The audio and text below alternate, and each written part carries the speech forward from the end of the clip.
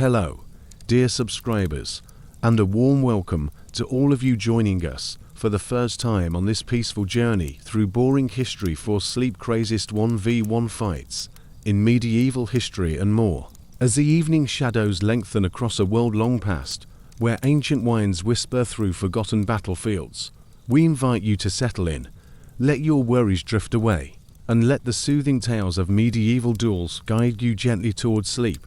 Tonight, we're venturing into new lands and eras, exploring the most captivating one-on-one combats from the 5th to 15th centuries, each story crafted to lull you into dreams under a timeless sky. Picture a vast medieval tapestry, stretching from the golden domes of the east to the misty emerald isles of the west, from the scorching deserts of the south to the dense forests of the north. These are the realms where warriors, knights, champions, and nomads clashed in duels that shaped their worlds, their blades singing of honor, rivalry, and destiny. Over the next 2 hours, we'll journey through 4 mesmerizing storylines, each revealing the heart of medieval combat. First, we'll step into the Byzantine Empire, where champions dueled in arenas and on battlements, their steel echoing Roman glory. Then, we'll wander to the Celtic Isles, where warriors fought under druidic skies, their tales woven with myth. Next, we'll cross the deserts to the Mamluk lands, where blades clashed in valorous duels under the sun. Finally, we'll venture into the Slavic forests, where shields rang in rugged battles of survival. Each story will unfold with the clash of swords, the twang of bows, and the thunder of hooves, yet every tale is spun to calm your mind. Imagine the soft rustle of grass on a steppe, the gentle lapping of waves on an Irish shore, the quiet hum of a desert night, or the whisper of pine in a Slavic wood. These scenes are your companions tonight, easing you into rest as we recount the courage and skill of warriors long gone. From the dusty plains of Mongolia to the stone walls of Constantinople, their duels were more than fights, they were tests of spirit, etched into history's quiet corners. Before we begin, let's make this journey even more special. If you enjoy these tales, please hit that like button, and if you're new here, consider subscribing to join our growing family of dreamers. Drop a comment below, tell us which duel you're most excited to hear about, or where you're watching from tonight. Is it a cozy bed in Tokyo, a quiet night in Paris, or somewhere under the southern stars? Your voices bring this community to life, and we'd love to hear from you. What battles from the past would you like us to explore next? As the stars begin to peek through the evening sky, let's set the mood. Picture a medieval map unfurling before you. It's parchment worn, its edges curling with tales of valor. The air is still, the night is deep, and the first duel awaits just beyond the horizon. Over the coming hours, we'll travel through time and space, from the clatter of Byzantine steel to the rhythmic chants of Celtic warriors, the disciplined strikes of Mamluk blades, and the sturdy clashes of Slavic shields. Each story will weave a spell of calm, carrying you toward dreams where honor reigns supreme. So, close your eyes, take a deep breath, and let the first tale begin. The medieval world is calling, and its duels are ready to soothe you into the night. As the evening sun casts a golden glow over the ancient walls of Constantinople, where the Bosporus hums with gentle waves, we drift into our soothing saga of the wildest 1v1 fights in medieval history, crafted to guide you gently towards sleep. In the 6th century, the Byzantine Empire revived the echoes of Rome's gladiatorial past, turning duels into spectacles of honor under Emperor Justinian's rule. Picture the Hippodrome in 540 CE. 2 warriors, their armor gleaming, face off in a sandy arena, their blades clashing to the roar of a captivated crowd. This chapter follows Leon, a Byzantine champion, as he duels his rival Marcus to uphold imperial pride, lulling you with tales of steel and glory. In the Byzantine Empire, the legacy of Roman gladiators evolved into ceremonial duels, blending entertainment with displays of martial skill. Leon, a former soldier turned champion, faced Marcus, a rival from the Imperial Guard, in a duel ordered by Justinian to celebrate a victory over the Sassanids. Inspired by accounts in Procopius' histories, their combat was set in the Hippodrome, a grand arena where thousands gathered. Imagine the scene. marble stands rise under a twilight sky. Spectators in silken robes cheer, their voices mingling with the clatter of armor, as the air hums with the weight of tradition and pride. Leon, clad in a bronze cuirass etched with imperial eagles, gripped a spatha, its blade honed for thrusting. Across the sand, Marcus, his face stern under a crested helm, wielded a gladius, its edge scarred from past battles. Picture the duel's intensity. Leon's spatha slashes, sparking against Marcus' shield, as Marcus counters with a swift thrust, their movements a dance of skill. Both warriors, trained in the Roman style and Byzantine tactics, moved with disciplined grace, their strikes echoing the arena's gladiatorial past, honed through years of drills in the palace guard. Preparation was a ritual of focus. Leon spent the morning in a chapel, praying to St. Michael, his hands tracing a cross as he polished his blade. Imagine him in the arena's shadow. His squire adjusts his armor, its metal glinting, as the crowd's murmurs rise, a hymn to the duel's sanctity. These combats followed strict rules fight until one yielded or fell, with honor paramount, but the stakes were high.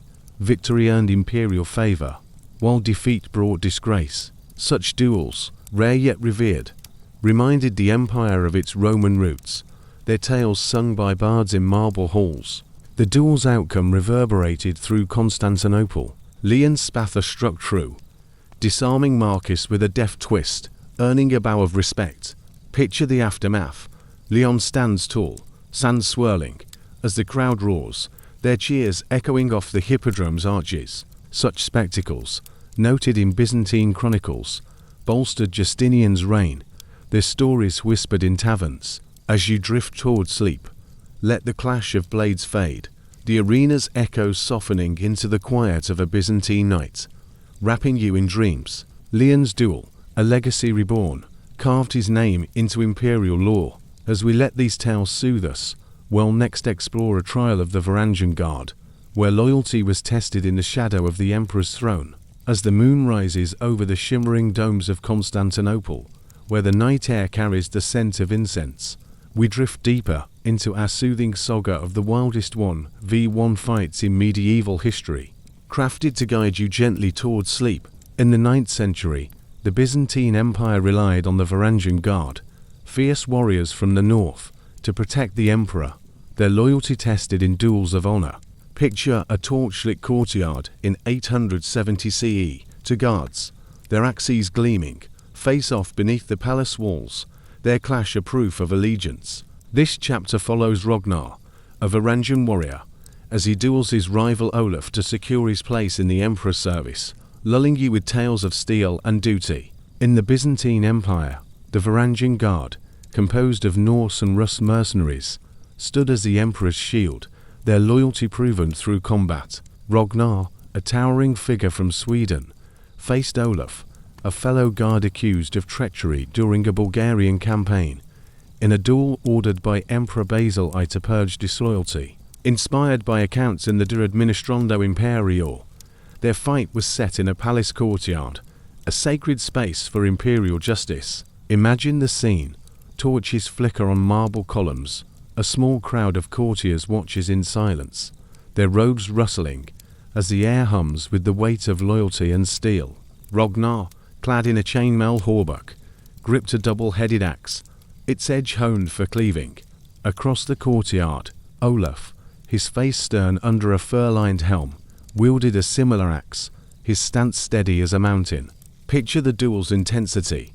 Ragnar's axe swings, striking Olaf's shield with a thud, as Olaf counters with a swift chop, their blades ringing in the torchlight. Both warriors, trained in the brutal combat of the north, moved with raw power, their strikes echoing the Viking raids that brought them to Byzantium, honed through years of guarding the Golden Horn. Preparation was a solemn rite. Ragnar spent the evening in a chapel, praying to Thor, his hands gripping his axe as he sought strength. Imagine him in the courtyard. His squire adjusts his mail, its links glinting, as the emperor's banner flutters overhead, a symbol of the stakes at hand. These duels followed strict rules fight until one yielded or fell, with honor binding the outcome, but the cost was high. Victory earned a guard's rank, while defeat meant exile or death. Such trials, rare yet pivotal, reinforced the Guard's elite status, their tales whispered in palace halls. The duel's outcome echoed through the empire. Ragnar's axe struck true, forcing Olaf to his knees, his surrender sealing his fate. Picture the aftermath. Ragnar stands tall, torches casting long shadows, as courtiers nod in approval, the palace quieting under the night sky.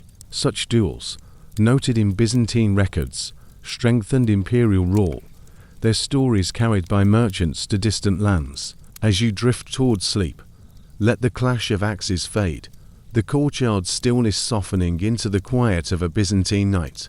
Wrapping you in dreams, Ragnar's duel, a shield of loyalty, carved his name into Guard lore. As we let these tales soothe us, we'll next explore a duel on the city walls, where siege challenges tested a champion's resolve under the emperor's gaze. As the moon rises over the shimmering domes of Constantinople, where the night air carries the scent of incense, we drift deeper into our soothing saga of the wildest 1v1 fights in medieval history. Crafted to guide you gently towards sleep, in the 9th century, the Byzantine Empire relied on the Varangian Guard, fierce warriors from the north, to protect the emperor, their loyalty tested in duels of honor. Picture a torchlit courtyard in 870 CE, to guards, their axes gleaming, face off beneath the palace walls, their clash a proof of allegiance.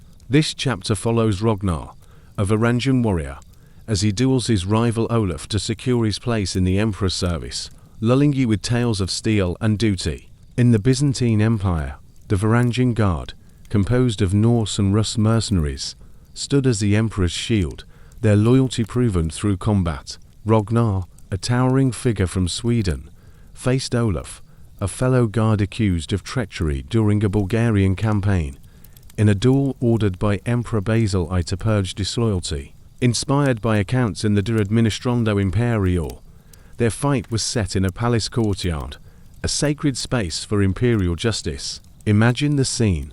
Torches flicker on marble columns, a small crowd of courtiers watches in silence, their robes rustling, as the air hums with the weight of loyalty and steel. Ragnar, clad in a chainmail hauberk, gripped a double-headed axe, its edge honed for cleaving. Across the courtyard, Olaf, his face stern under a fur-lined helm, wielded a similar axe, his stance steady as a mountain. Picture the duel's intensity. Ragnar's axe swings, striking Olaf's shield with a thud, as Olaf counters with a swift chop, their blades ringing in the torchlight. Both warriors, trained in the brutal combat of the north, moved with raw power, their strikes echoing the Viking raids that brought them to Byzantium, honed through years of guarding the Golden Horn. Preparation was a solemn rite. Ragnar spent the evening in a chapel, praying to Thor, his hands gripping his axe as he sought strength. Imagine him in the courtyard. His squire adjusts his mail, its links glinting, as the emperor's banner flutters overhead, a symbol of the stakes at hand. These duels followed strict rules fight until one yielded or fell, with honor binding the outcome, but the cost was high. Victory earned a guard's rank, while defeat meant exile or death. Such trials, rare yet pivotal, reinforced the guard's elite status, their tales whispered in palace halls. The duel's outcome echoed through the empire. Ragnar's axe struck true, forcing Olaf to his knees, his surrender sealing his fate. Picture the aftermath. Ragnar stands tall, torches casting long shadows, as courtiers nod in approval, the palace quieting under the night sky. Such duels, noted in Byzantine records, strengthened imperial rule, their stories carried by merchants to distant lands. As you drift towards sleep, let the clash of axes fade, the courtyard's stillness softening into the quiet of a Byzantine night. Wrapping you in dreams, Ragnar's duel, a shield of loyalty, carved his name into Guard lore. As we let these tales soothe us, we'll next explore a duel on the city walls, where siege challenges tested a champion's resolve under the emperor's gaze. As the evening candles flicker within the sacred halls of Constantinople, where the scent of myrrh drifts on a gentle breeze, we sink deeper into our soothing saga of the wildest 1v1 fights in medieval history. Crafted to guide you gently towards sleep, In the 12th century, the Byzantine Empire wrestled with the iconoclast controversy, and duels became a battleground for faith, pitting believers against heretics. Picture a moonlit courtyard in 1140 CE, two warriors, their swords gleaming, face off beside a church. Their clash a defense of holy icons. This chapter follows Andreas, a devout iconophile, as he duels his rival Theo, an iconoclast, to uphold his faith, lulling you with tales of steel and spirituality. In the Byzantine Empire, the debate over religious icons, sacred images revered by some, condemned by others, sparked fierce divisions. Andreas, a soldier loyal to the Orthodox Church, faced Theo, a heretic who defaced an icon of the Virgin Mary, in a duel sanctioned by the Patriarch to settle the dispute. Inspired by accounts in the Chronicle of John Skylitzes, their combat was set in a church courtyard, a hallowed ground for divine judgment. Imagine the scene. Stone walls rise under a starry sky, monks watch in silence, their robes swaying, as the air hums with the weight of belief and blades. Andreas, clad in a mail shirt adorned with a cross, gripped a spatha, its blade blessed by a priest. Across the courtyard, Theo, his face set under a plain helm, wielded a gladius, its edge unadorned to scorn icons. Picture the duel's intensity. Andreas' spatha arcs, striking Theo's shield with a clang, as Theo counters with a fierce thrust, their swords ringing in the candlelight. Both warriors, trained in the Empire's martial schools, moved with disciplined fervor. Their strikes a clash of faith, honed through years of guarding churches and debating theology. Preparation was a spiritual rite. Andreas spent the day in prayer, kneeling before an icon, his hands tracing its gold as he sought divine strength. Imagine him in the courtyard. His squire lights a candle, its flame steadying his heart, as monks chant softly, their voices blending with the night. These duels followed a sacred code fight until one yielded or fell, with honor tied to faith, but the stakes were eternal. Victory affirmed the icon's sanctity, while defeat cast doubt on the church's doctrine. Such combats, rare yet profound, were noted in Byzantine texts, their tales whispered in monasteries. The duel's outcome echoed through the faith. Andreas' spatha struck true, disarming Theo with a swift cut, forcing a kneel of submission. Picture the aftermath. Andreas stands tall, candlelight bathing the courtyard, as monks raise their voices in prayer, the church's bells tolling softly. The duel reinforced icon veneration, its story spreading among the faithful. As you drift toward sleep, let the clash of swords fade, the courtyard's peace softening into the quiet of a Byzantine night, wrapping you in dreams. Andreas' duel, a wrath of faith, carved his name into religious lore. As we let these tales soothe us, we'll next explore a crusader face-off, where duels marked the empire's fall under foreign steel. As the night cloaks the smouldering ruins of Constantinople, where the Bosporus reflects the flicker of flames, we reach the close of our soothing saga's first tale of the wildest 1v1 fights in medieval history, crafted to guide you gently toward sleep. In the 13th century, the Byzantine Empire faced its darkest hour during the Fourth Crusade, and duels became desperate acts of defiance amid the city's fall.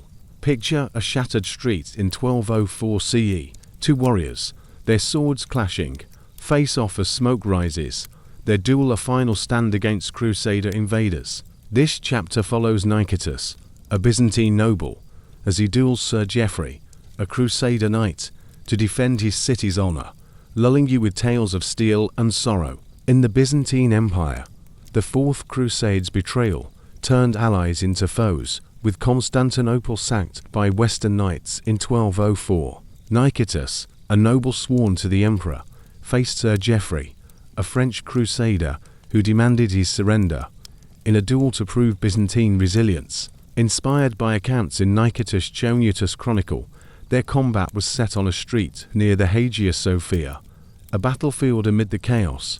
Imagine the scene. Broken marble lies under a smoky sky. Soldiers and citizens watch from shadows, their whispers blending with the crackle of fire, as the air hums with the weight of a city's fall. Nicetas, clad in a dented cuirass, gripped a spatha, its blade scarred from the day's defense. Across the rubble, Sir Geoffrey, his face grim under a visored helm, wielded a longsword, its crossguard gleaming. Picture the duel's ferocity. Niketas Spatha slashes, striking Geoffrey's shield with a thud, as Geoffrey counters with a heavy thrust, their blades ringing in the smoky haze. Both warriors, hardened by years of war Niketas in Byzantine campaigns, Geoffrey in holy battles moved with desperate skill. Their strikes a clash of cultures, honed on fields from Anatolia to Jerusalem. Preparation was a fleeting moment. Niketas paused by a fallen icon, praying to the Virgin, his hands trembling as he gripped his blade. Imagine him on the street.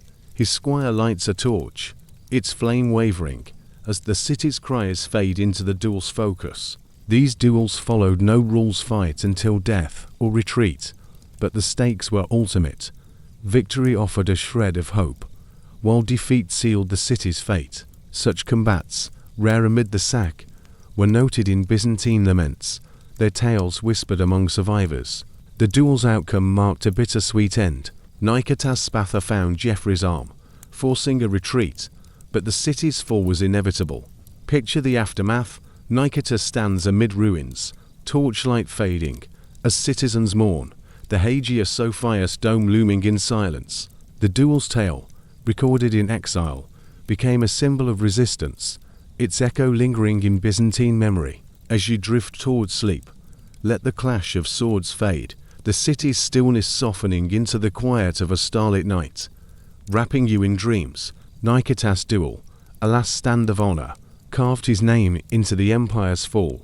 As we let this tale soothe us, we'll journey next to the Emerald Isles, where Celtic warriors fought under druidic skies, in a new chapter of medieval valor. As the mist settles over the emerald hills of ancient Ireland, where the soft murmur of streams weaves through the silence, we embark on a new chapter of our soothing saga of the wildest 1v1 fights in medieval history. Crafted to guide you gently towards sleep, in the 6th century, Celtic warriors settled disputes under the watchful eyes of druids, their duels a blend of justice and mysticism. Picture a misty glen in 580 CE. To warriors, their swords gleaming, face off as a druid chants, their clash a trial ordained by ancient rites. This chapter follows Cormac, a tribal champion, as he duels his rival Aemon to reclaim stolen land, lulling you with tales of steel and spirit. In Celtic Ireland, tribal conflicts often ended in trial by combat, judged by druids who channeled the will of the gods. Cormac, a warrior of the Unil clan, faced Aemon, a rival from the Díl Riata, who seized Cormac's grazing lands, a theft demanding retribution. Inspired by tales in the annals of the Four Masters, their duel was set in a glen, a sacred circle marked by standing stones. Imagine the scene. Ford clings to the grass. A small crowd of clansmen watches in reverence, their cloaks swaying, as the druid's voice rises with the wind, the air thick with the weight of judgment.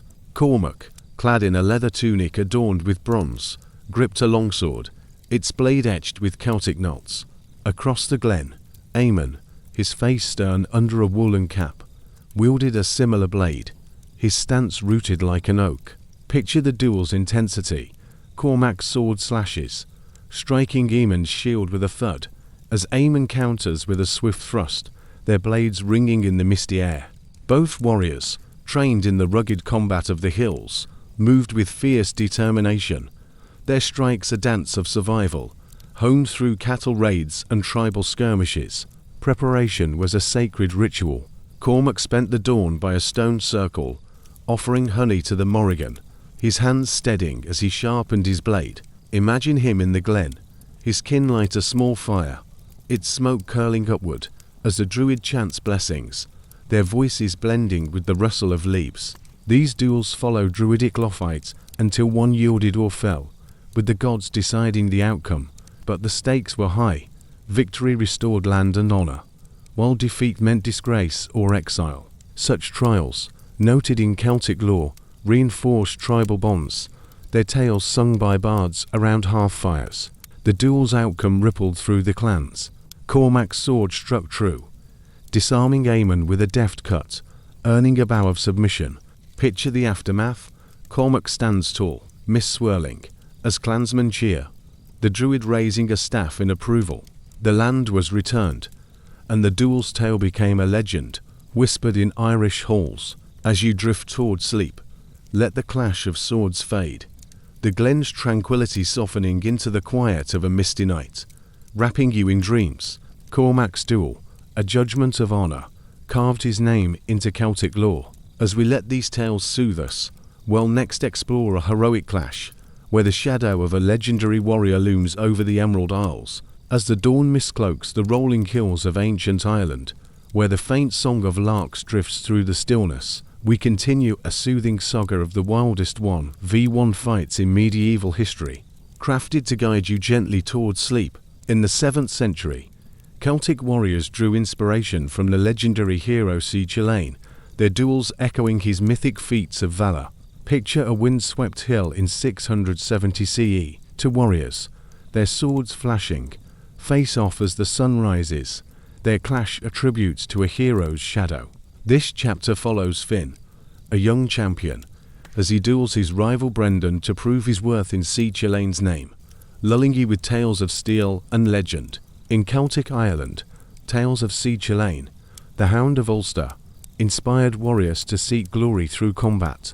Their duels a test of heroic lineage. Finn, a warrior of the Rain tribe, faced Brendan, a rival from the Connachta, who mocked Finn's claim to Sir Chalain's spirit, challenging him to a duel. Inspired by the Tingby Couch, their fight was set on a hilltop, a sacred ground for heroic deeds. Imagine the scene. Mist swirls around standing stones. A small crowd of clansmen watches in awe, their cloaks fluttering, as the air hums with the weight of myth and honor. Finn, clad in a leather tunic, with a bronze torque, gripped a longsword, its blade etched with raven motifs. Across the hill, Brendan, his face set under a woolen cap, wielded a broadsword, its edge worn from past battles. Picture the duel's fervor. Finn's sword slashes, striking Brendan's shield with a crack, as Brendan counters with a powerful thrust, their blades ringing in the misty dawn. Both warriors, trained in the fierce combat of the tribes, moved with wild energy, their strikes a dance of heroism, honed through cattle raids and tales of the Red Branch warriors. Preparation was a ritual of inspiration. Finn spent the night by a fire, reciting Sir Chalain's deeds, his hands steadying as he offered mead to the Morrigan. Imagine him on the hill, his kin light a small torch, its flame dancing, as a bard strums a harp, their music blending with the wind. These duels followed tribal law fights until one yielded or fell, with the gods as judges, but the stakes were legendary. Victory affirmed a warrior's heroic soul, while defeat dimmed their name in song. Such clashes, rooted in myth, were celebrated in Celtic sagas, their tales sung around hearths. The duel's outcome echoed through the tribes. Finn's sword struck true, disarming Brendan with a swift cut, earning a bow of respect. Picture the aftermath. Finn stands tall, mist clearing, as clansmen cheer, the bard's voice rising with a new verse. The duel cemented Finn's reputation, his name linked to Sir Chalain's legacy, whispered in Irish halls. As you drift toward sleep, let the clash of swords fade, the hill's serenity softening into the quiet of a misty morning, wrapping you in dreams. Finn's duel, a shadow of heroism, carved his name into Celtic lore. As we let these tales soothe us, we'll next explore a Highland rivalry, where clan duels shaped the Emerald Isle's fate. As the evening shadows stretch across the rugged highlands of ancient Scotland, where the wind whispers through heather-covered hills, we drift deeper into our soothing saga of the wildest 1v1 fights in medieval history, crafted to guide you gently towards sleep. In the 9th century, Celtic clans clashed over cattle and pride, their dual settling feuds amid the misty moors. Picture a windswept glen in 850 CE. To warriors, their swords gleaming, face off as cattle low in the distance, their clash a defense of clan honor. This chapter follows Lachlan, a Highland warrior, as he duels his rival Duncan to reclaim stolen herds, lulling you with tales of steel and tradition. In Celtic Scotland, cattle raids fueled rivalries between clans, with duels offering a way to avoid bloodshed or claim justice. Lachlan, a warrior of the MacGregor clan, faced Duncan, a rival from the Campbell tribe, who had driven off MacGregor cattle, a theft demanding retribution. Inspired by tales in the Scottish Chronicle, their duel was set in a glen, a neutral ground marked by ancient stones. Imagine the scene. Mist clings to the slopes. A small crowd of clansmen watches from the heather, their plaids fluttering, as the air hums with the weight of rivalry and livestock. Lachlan, clad in a woolen tunic, with a bronze brooch, gripped a longsword, its blade scarred from past raids. Across the glen, Duncan, his face stern under a leather cap, wielded a broadsword, its edge honed for combat. Picture the duel's intensity. Lachlan's sword slashes, striking Duncan's shield with a crack, as Duncan counters with a powerful swing, their blades ringing in the misty air. Both warriors, trained in the harsh combat of the Highlands, moved with rugged determination, their strikes a dance of survival, honed through cattle drives and clan skirmishes. Preparation was a practical ritual. Lachlan spent the morning by a stream, sharpening his blade, his hands steady as he offered a prayer to the old gods. Imagine him in the glen, his kin light a small fire, its smoke curling upward, as a piper plays a low tune, their music blending with the wind. These duels followed Clan Loffite until one yielded or fell, with honor binding the outcome, but the stakes were tangible. Victory restored the herds, while defeat meant loss of prestige. Such clashes, common in Highland feuds, were celebrated in oral tales, their stories sung around campfires. The duel's outcome rippled through the clans. Lachlan's sword struck true, disarming Duncan with a deft cut, earning a bow of respect. Picture the aftermath. Lachlan stands tall, mist swirling, as clansmen cheer, the cattle lowing in the distance. The herds were returned, and the duel's tale became a badge of MacGregor pride. Whispered in Scottish glens, as you drift towards sleep, let the clash of swords fade, the glen's tranquility softening into the quiet of a Highland night, wrapping you in dreams. Lachlan's duel, a rivalry of honor, carved his name into clan lore. As we let these tales soothe us, we'll next explore a Viking clash, where Celtic warriors defended their shores against northern invaders. As the twilight fades over the rugged coast of ancient Ireland, where the sea whispers against the cliffs, we reach the end of our soothing sagas tale of the Emerald Isles, crafted to guide you gently towards sleep. In the 11th century, Celtic warriors faced Viking raids, their duels a desperate stand to protect their shores. Picture a rocky beach in 1020 CE, two warriors, their swords clashing, face off as waves crash, their fight a defense against northern invaders. This chapter follows Padraig, a Celtic defender, as he duels Thorvald, a Viking raider, to safeguard his village, lulling you with tales of steel and resilience. In Celtic Ireland, Viking incursions brought chaos, with raids on coastal villages sparking fierce resistance. Padraig, a warrior of the DLK clan, faced Thorvald, a Norse raider who led an attack on Padraig's settlement, challenging him to single combat to avoid further bloodshed. Inspired by accounts in the annals of Ulster, their duel was set on a beach, a battleground shaped by tide and turf. Imagine the scene. Waves lap at the shore, a small crowd of villagers watches from the dunes, their cloaks billowing, as the air hums with the weight of survival and defiance. Padraig, clad in a leather tunic with a bronze clasp, gripped a longsword, its blade etched with Celtic spirals. Across the sand, Thorvald, his face stern under a horned helm, wielded a broadsword, its edge stained from past raids. Picture the duel's intensity. Padraig's sword slashes, striking Thorvald's shield with a thud, as Thorvald counters with a sweeping blow, their blades ringing over the waves.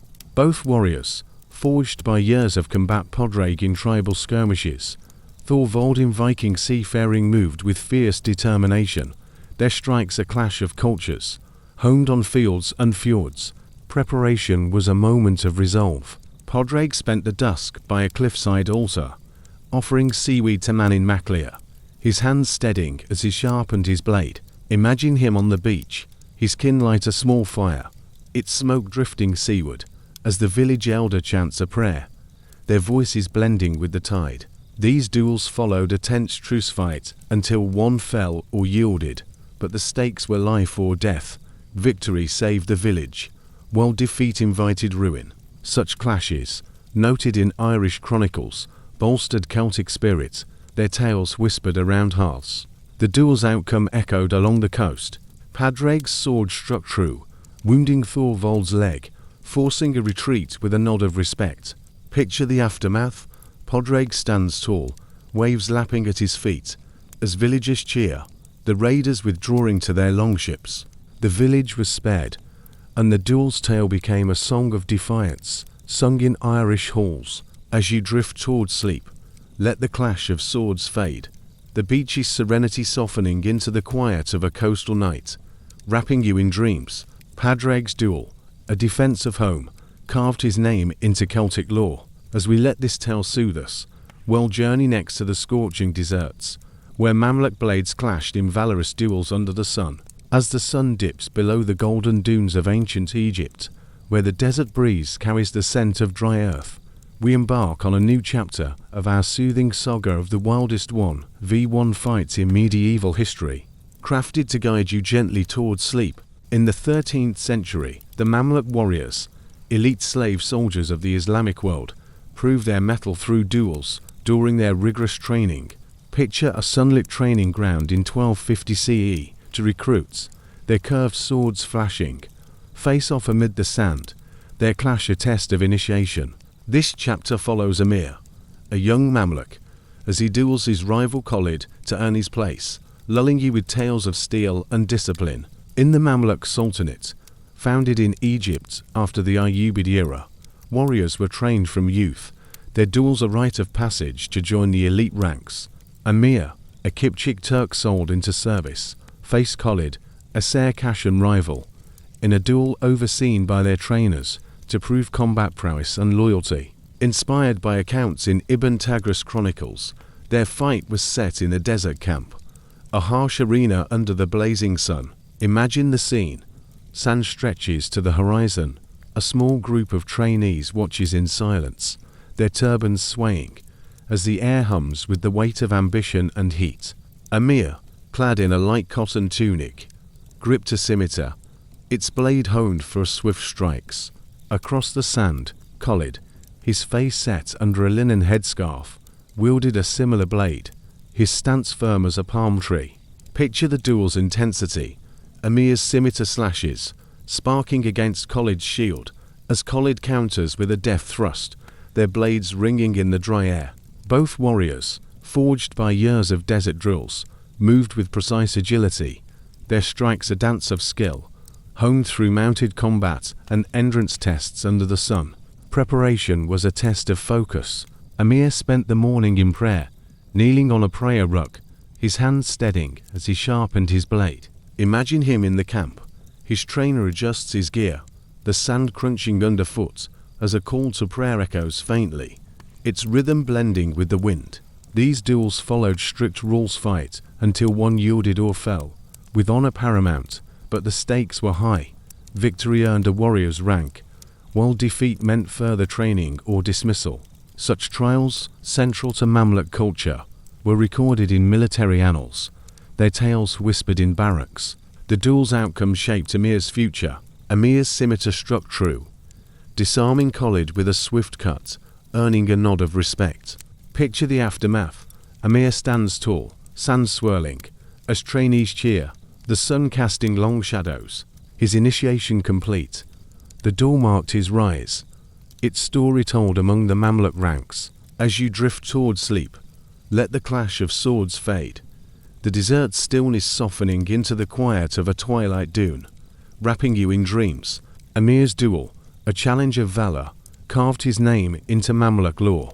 As we let these tales soothe us, we'll next explore a test of loyalty, where Mamluk blades clashed for the Sultan's favor. As the evening sun paints the sands of ancient Cairo in hues of gold and crimson, where the Nile's whisper blends with the desert stillness, we drift deeper into our soothing saga of the wildest 1v1 fights in medieval history, crafted to guide you gently towards sleep. In the 14th century, the Mamluk Sultanate demanded unwavering loyalty, with duels serving as a test of a warrior's devotion to the Sultan. Picture a courtyard in 1350 CE to Mamluks, their scimitars flashing, face off under the Sultan's gaze, their clash a proof of allegiance. This chapter follows Yusuf, a seasoned Mamluk, as he duels his rival Ibrahim to affirm his loyalty, lulling you with tales of steel and duty. In the Mamluk Sultanate, power hinged on the loyalty of its warrior elite, with duels often resolving disputes or proving devotion to the ruler. Yusuf, a commander of the Bahri Mamluks, faced Ibrahim, a rival accused of plotting against Sultan al-Nasir, in a duel ordered to purge disloyalty. Inspired by accounts in al-Makrizi's histories, their combat was set in a palace courtyard, a stage for imperial justice. Imagine the scene. Marble arches rise under a twilight sky. A small crowd of courtiers watches in silence, their robes rustling, as the air hums with the weight of power and steel. Yusuf, clad in a quilted tunic, with a silver belt, gripped a scimitar, its blade etched with arabesques. Across the courtyard, Ibrahim, his face stern under a turban, wielded a similar blade, his stance firm as a fortress. Picture the duel's intensity. Yusuf's scimitar slashes, sparking against Ibrahim's shield, as Ibrahim counters with a swift thrust, their blades ringing in the cooling air. Both warriors, honed by years of desert campaigns, moved with disciplined precision, their strikes a dance of loyalty, tested in battles from Syria to the Red Sea. Preparation was a moment of reflection. Yusuf spent the afternoon in prayer, kneeling on a prayer rug, his hands steadying as he polished his blade. Imagine him in the courtyard. His squire adjusts his gear, the sand crunching underfoot, as the muezzin's call fades into the dusk, its echo blending with the wind. These duels followed strict protocol fight until one yielded or fell, with honor binding the outcome, but the stakes were high. Victory secured a commander's rank, while defeat meant disgrace or execution. Such trials, noted in Mamluk records, reinforced the Sultan's rule, their tales whispered in palace halls. The duel's outcome echoed through the Sultanate. Yusuf's scimitar struck true, disarming Ibrahim with a deft cut, forcing a kneel of submission. Picture the aftermath. Yusuf stands tall, shadows lengthening, as courtiers nod in approval, the Sultan's banner fluttering overhead. Ibrahim's treachery was exposed, and Yusuf's loyalty cemented, the duel's tale spreading among the Mamluk ranks. As you drift toward sleep, let the clash of swords fade, the courtyard's peace softening into the quiet of a desert night, wrapping you in dreams. Yusuf's duel, a test of loyalty, carved his name into Mamluk lore. As we let these tales soothe us, we'll next explore a battlefield clash, where Mamluk blades met crusader foes under the sun. As the midday sun blazes over the sandy plains of ancient Egypt, where the distant Nile shimmers through the haze, we drift further into our soothing saga of the wildest 1v1 fights in medieval history, crafted to guide you gently toward sleep. In the 13th century, the Mamluk warriors of the Sultanate met crusader armies in fierce combat, their duels a testament to valor on the battlefield. Picture a dusty plain in 1249 CE, two warriors, their blades clashing, face off amid the chaos, a Mamluk against a Templar knight during the 7th Crusade. This chapter follows Hassan, a Mamluk lancer, as he duels Sir Roland, a crusader, to defend his land, lulling you with tales of steel and honor. In the Mamluk Sultanate, the 7th Crusade under Louis X brought Western knights to Egyptian shores, sparking intense battles and rare duels to settle disputes or prove superiority. Hassan, a skilled rider of the Burji Mamluks, faced Sir Roland, a Templar who challenged him after a skirmish near Damietta, seeking to break Mamluk morale. Inspired by accounts in Ibn Warsal's chronicle, their duel was set on a battlefield, a temporary truce amid the war. Imagine the scene. Sand stretches under a burning sky. Soldiers watch from both sides, their armor glinting, as the air hums with the weight of conflict and courage. Hassan, clad in a quilted tunic and mail, gripped a scimitar, its blade curved for mounted strikes. Across the plain, Sir Roland, his face stern under a visored helm, wielded a longsword, its crossguard a symbol of his order. Picture the duel's ferocity. Hassan's scimitar slashes, striking Roland's shield with a clang, as Roland counters with a powerful thrust, their blades ringing over the desert wind. Both warriors, forged by years of war, Hassan in Mamluk campaigns, Roland in holy battles, moved with lethal grace. Their strikes a clash of east and west, honed on sands and crusader fields. Preparation was a moment of focus. Hassan spent the morning in prayer, kneeling on a mat, his hands steadying as he adjusted his gear. Imagine him on the plain. His horse snorts, its reins taut, as a comrade sounds a war horn, its echo blending with the breeze. These duels followed a fragile truce fight until one fell or yielded, but the stakes were high. Victory boosted Mamluk pride, while defeat weakened their stand. Such encounters, rare yet significant, were recorded in Islamic histories, their tales whispered in desert camps. The duel's outcome resonated across the battlefield. Hassan's scimitar struck true, wounding Roland's arm, forcing a retreat with a nod of respect. Picture the aftermath. Hassan stands tall, sand swirling. As Mamluk cheers rise, the crusaders withdrawing to their lines. The duel bolstered Mamluk morale, its story spreading among the ranks, noted in chronicles of the campaign. As you drift toward sleep, let the clash of swords fade, the plain's stillness softening into the quiet of a desert afternoon, wrapping you in dreams. Hassan's duel, a foe turned honor, carved his name into Mamluk lore. As we let these tales soothe us, we'll next explore an internal feud, where Mamluk blades clashed for power within the Sultanate. As the night falls over the shadowed streets of ancient Cairo, where the Nile's quiet flow mirrors the starlit sky, we drift further into our soothing saga of the wildest 1v1 fights in medieval history, crafted to guide you gently towards sleep. In the 14th century, the Mamluk Sultanate grappled with internal rivalries, with duel-settling disputes between factions vying for power. Picture a moonlit palace garden in 1370 CE to Mamluks, their scimitars gleaming, face off amid the palms, their clash or struggle for dominance.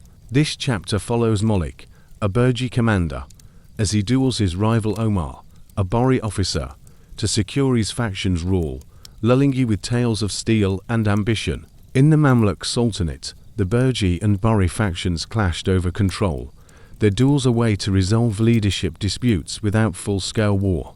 Malik, a rising leader of the Burji Mamluks, faced Omar, a seasoned Bari commander who challenged his authority for a failed campaign, in a duel sanctioned by the Sultan to restore order. Inspired by accounts in al-Makrizi's histories, their combat was set in a palace garden, a serene yet tense arena. Imagine the scene. Palm trees sway under a silver moon. A small group of officers watches in silence, their turbans still, as the air hums with the weight of rivalry and power. Malik, clad in a quilted tunic with a gold sash, gripped a scimitar, its blade etched with crescent moons. Across the garden, Omar, his face stern under a linen headscarf, wielded a similar blade, his stance firm as a dune. Picture the duel's intensity. Malik's scimitar slashes, sparking against Omar's shield, as Omar counters with a swift thrust, their blades ringing in the night air. Both warriors, forged by years of desert warfare, moved with calculated precision, their strikes a dance of ambition, honed through campaigns from Egypt to Syria. Preparation was a moment of strategy. Malik spent the evening in prayer, kneeling on a mat, his hands steadying as he honed his blade. Imagine him in the garden. His squire adjusts his gear, the gravel crunching underfoot, as a night breeze carries the scent of jasmine, its softness blending with the tension. These duels followed strict codes fights until one yielded or fell, with honor binding the outcome, but the stakes were high. Victory strengthened a faction's hold, while defeat meant exile or death. Such clashes, noted in Mamluk chronicles, shaped the Sultanate's politics, their tales whispered in council chambers. The duel's outcome shifted the balance of power. Malik's scimitar struck true, disarming Omar with a deft cut, forcing a kneel of submission. Picture the aftermath.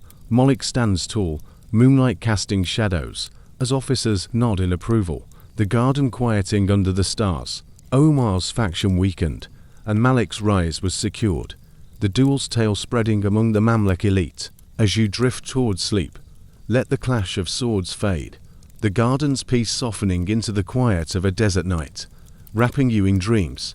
Malik's duel, a blade of rivalry, carved his name into Mamluk lore. As we let these tales soothe us, we'll next explore a last stand, where Mamluk honor shone during the Ottoman siege.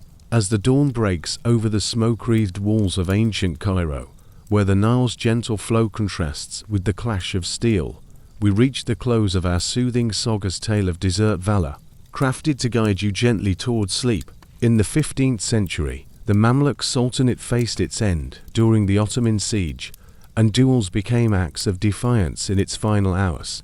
Picture a battered rampart in 1517 CE. Two warriors, their scimitars flashing, face off as cannons roar, their clash a last stand for Mamluk pride.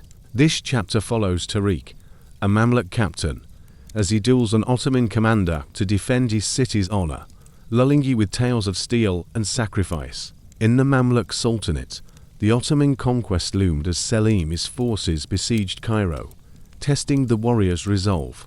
Tariq, a veteran of the Burji Mamluks, faced Mustafa, an Ottoman officer who challenged him after breaching the walls, seeking to end resistance. Inspired by accounts in Ibn Iyas' chronicle, their duel was set on a rampart, a desperate stage amid the siege. Imagine the scene.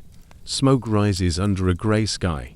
Soldiers watch from both sides, their armor dulled by dust, as the air hums with the weight of a dying empire and courage. Tariq, clad in a tattered quilted tunic with a silver clasp, gripped a scimitar, its blade worn from battle. Across the rampart, Mustafa, his face stern under a turbaned helm, wielded a curved sword, its edge sharp from the campaign. Picture the duel's ferocity. Tariq's scimitar slashes, striking Mustafa's shield with a clank, as Mustafa counters with a sweeping blow, their blades ringing over the cannon fire. Both warriors, forged by years of war. Tariq in Mamluk defenses, Mustafa in Ottoman conquests, moved with desperate skill. Their strikes a clash of legacies, honed on sands and battlefields. Preparation was a fleeting resolve. Tariq paused by a fallen banner, offering a silent prayer to Allah, his hands steadying as he gripped his blade. Imagine him on the rampart, his comrade lights a torch, its flame flickering, as the city's cries fade into the duel's focus. These duels followed no formal rules fight until death or retreat, but the stakes were ultimate. Victory offered a moment of glory, while defeat sealed the Sultanate's fall. Such stands, rare amid the siege, were noted in Mamluk laments, their tales whispered among survivors. The duel's outcome marked a bittersweet end. Tariq's scimitar struck true, wounding Mustafa's shoulder, forcing a retreat, but the city fell soon after. Picture the aftermath. Tariq stands amid rubble, torchlight fading, as Mamluk soldiers salute, the Ottoman banners rising in the distance. The duel became a symbol of resistance, its story preserved in Mamluk memory, sung in exile. As you drift toward sleep, let the clash of swords fade, the rampart's silence softening into the quiet of a dawn-lit desert, wrapping you in dreams. Tariq's duel, a stand of honor, carved his name into Mamluk lore. As we let this tale soothe us, we'll journey next to the eastern forests, where Slavic shields clashed in rugged battles. As the twilight settles over the dense forests of ancient Eastern Europe, where the rustle of leaves blends with the murmur of streams, we embark on the final chapter of our soothing saga of the wildest 1v1 fights in medieval history, crafted to guide you gently towards sleep. In the 9th century, Slavic tribes clashed over resources, their duels settling disputes amid the woodland depths. Picture a shadowy clearing in 850 CE. Two warriors, their axes gleaming, face off near a river, their clash a trial for a vital crossing.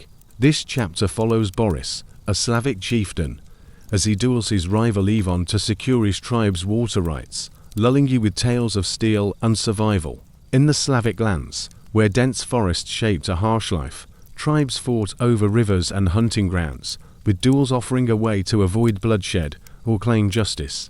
Boris, leader of the Obotrite tribe, faced Ivan, a chieftain of the Veleti, who blocked a key river ford, a dispute threatening survival.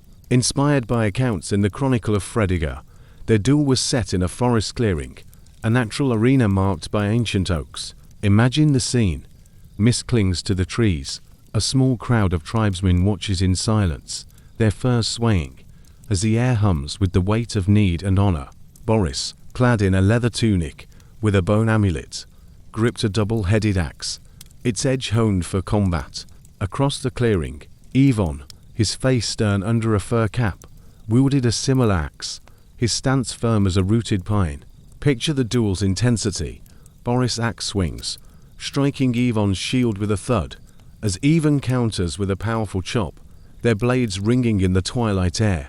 Both warriors, forged by years of forest skirmishes, moved with rugged strength, their strikes a dance of endurance, honed through hunts and tribal raids. Preparation was a ritual of strength. Boris spent the afternoon by a sacred oak, offering bread to Perun. His hands steadying as he sharpened his axe. Imagine him in the clearing. His kin light a small fire, its smoke curling upward, as a shaman chants softly, their voices blending with the wind. These duels followed tribal law fights until one yielded or fell, with the gods as judges, but the stakes were critical. Victory secured the ford, while defeat meant thirst or retreat. Such trials, noted in Slavic oral traditions, reinforced community bonds, their tales sung around campfires. The duel's outcome rippled through the tribes. Boris' axe struck true, disarming Ivan with a deft blow, earning a bow of respect. Picture the aftermath. Boris stands tall, mist swirling, as tribesmen cheer, the river flowing nearby. The ford was claimed, and the duel's tale became a legend, whispered in Slavic villages. As you drift toward sleep, let the clash of axes fade, the forest stillness softening into the quiet of a twilight night, wrapping you in dreams. Boris' duel, a trial of survival, carved his name into Slavic lore. As we let these tales soothe us, we'll next explore a mercenary test, where Varangian guards clashed in the eastern woods. As the moon casts the silver glow over the tangled forests of ancient Eastern Europe, where the hoot of an owl mingles with the rustle of leaves, we drift deeper into our soothing saga of the wildest 1v1 fights in medieval history. Crafted to guide you gently toward sleep, in the 10th century, the Slavic lands welcomed Varangian mercenaries, their duels a test of skill and loyalty among the Rus elite. Picture a torchlit clearing in 950 CE, two warriors, their axes gleaming, face off near Kiev's wooden walls, their clash a trial for a mercenary's rank. This chapter follows Sven, a Norse Varangian, as he duels his rival Oleg, a local Rus guard, to prove his worth, lulling you with tales of steel and honor. In the Slavic lands, the rise of Kiev as a trading hub brought Varangian warriors from Scandinavia, their integration tested through combat with local forces. Sven, a burly Norseman hired by Prince Sviatoslav, faced Oleg, a Rus guard who questioned his foreign skill, in a duel ordered to settle the rivalry. Inspired by accounts in the primary chronicle, their fight was set in a clearing outside Kiev, a proving ground amid the forest. Imagine the scene. Torchlight dances on rough-hewn logs. A small crowd of merchants and warriors watches in silence, their furs swaying, as the air hums with the weight of reputation and steel. Sven, clad in a chainmail hauberk with a raven pendant, gripped a double-headed axe, its edge sharpened for battle. Across the clearing, Oleg, his face stern under a leather cap, wielded a broadaxe, its handle worn from forest patrols. Picture the duel's intensity. Sven's axe swings, striking Oleg's shield with a resounding thud, as Oleg counters with a swift chop, their blades ringing in the torchlit night. Both warriors, forged by years of combat. Sven in Viking raids, Oleg in Slavic defenses, moved with raw power, their strikes a dance of strength, honed through river battles and woodland skirmishes. Preparation was a ritual of focus. Sven spent the evening by a campfire, offering mead to Odin, his hands steadying as he tested his axe's balance. Imagine him in the clearing. His comrades light more torches, their flames casting shadows, as a Rus elder chants a blessing, their voices blending with the forest's murmur. These duels followed a warrior's code fight until one yielded or fell, with honor as the judge, but the stakes were high. Victory earned Sven a place among the Varangians, while defeat meant exile from Kiev's service. Such tests, noted in early Slavic records, solidified mercenary bonds, their tales sung by traders along the Dnieper. The duel's outcome echoed through the Rus lands. Sven's axe struck true, disarming Oleg with a powerful blow, earning a nod of respect. Picture the aftermath. Sven stands tall, torchlight flickering, as merchants cheer and warriors thump their shields, the clearing quieting under the stars. His rank secured, the duel's tale spread along the trade routes, whispered in Kiev's halls. As you drift toward sleep, let the clash of axes fade, the forest stillness softening into the quiet of a moonlit night, wrapping you in dreams. Sven's duel, a test of valor, carved his name into Slavic lore. As we let these tales soothe us, we'll next explore a prince's challenge, where succession fights shaped the eastern forests. In the year 988, the city of Kiev stands as a beacon of trade and power, its wooden walls guarding the ambitions of the Rus. Here, the Varangian guard fierce Norse mercenaries, bound by oath serve the prince of this growing realm. But loyalty, like a blade, must be tested. In the shadow of Kiev's great hall, two Varangians face each other, their axes gleaming under the dawn's faint glow. The dispute is simple yet grave, a whispered accusation of betrayal. Bjorn, a towering warrior with a scarred face, claims his brother in arms, Sigurd, has broken their oath to Prince Vladimir. The prince, seated on a carved wooden throne, watches with eyes like winter ice. To settle this, the old Norse way is chosen a duel, where truth will be carved in blood. The duel begins with a clash, like thunder rolling through the forest. Bjorn swings his axe in a wide arc, the blade singing as it cuts the air. Sigurd, swift despite his size, raises his shield, etched with runes, and the wood groans under the blow. Step by step, they circle, their breath steaming in the chilly air, their boots crunching on frost-crusted grass. The river Dnieper murmurs nearby, a quiet witness to their struggle. Sparks fly as axe meets shield, the rhythm of their blows steady, almost like a heartbeat. Bjorn lunges, his axe grazing Sigurd's arm, drawing a thin line of blood. Sigurd answers with a swift strike, his blade nicking Bjorn's shoulder. The crowd, a mix of Rus warriors and traders, watches in silence, their faces lit by the rising sun. Neither man speaks, but their eyes burn with purpose. To falter is to fail, not just themselves, but the prince they serve. As the duel wears on, the forest seems to hold its breath, the mist curling around them like a shroud. In a final clash, Sigurd's shield splinters, but his axe finds its mark, striking Bjorn's side. Bjorn staggers, yet raises his weapon once more, honor unbroken. Prince Vladimir rises, his voice soft but commanding, calling the duel to an end. Both warriors stand, bloodied but alive, their loyalty proven not by victory, but by courage. The river flows on, and the forest exhales, as the dawn breaks over Kiev. In the year 1015, the forests around Novgorod whisper with unrest. The Rus principality teeters on the edge of chaos, for Prince Vladimir, the great unifier, is dead.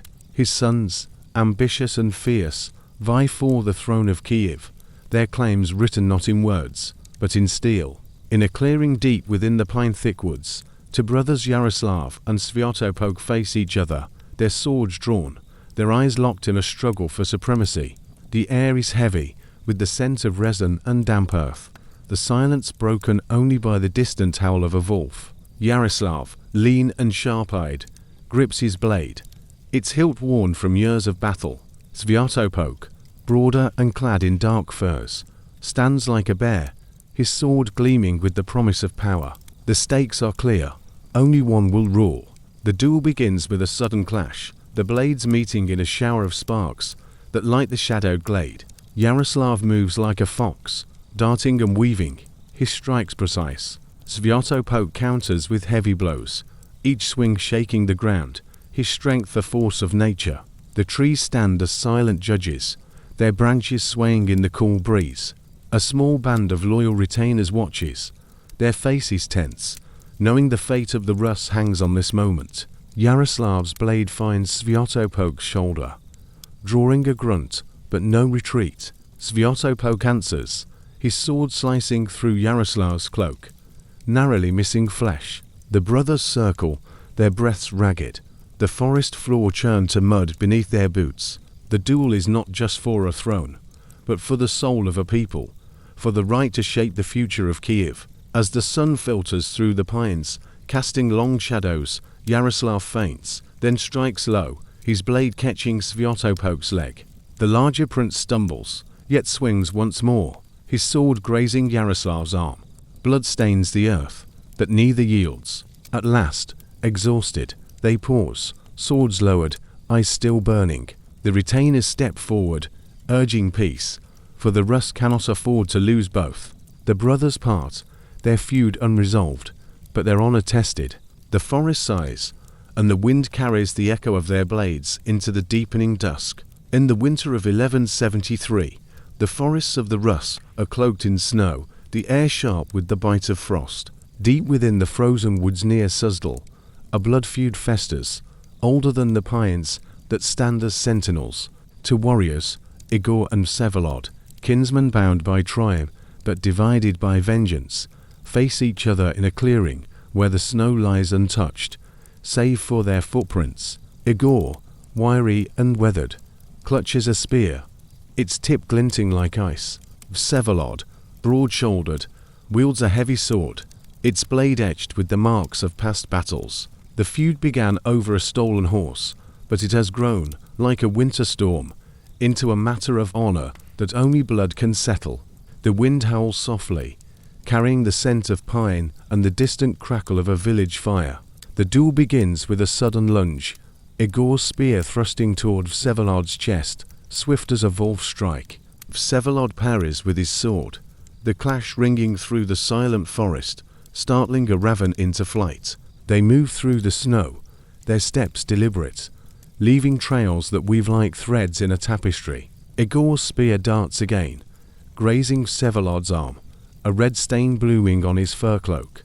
Vsevolod roars, his sword sweeping in a wide arc, forcing Igor to leap back, his breath clouding in the frigid air.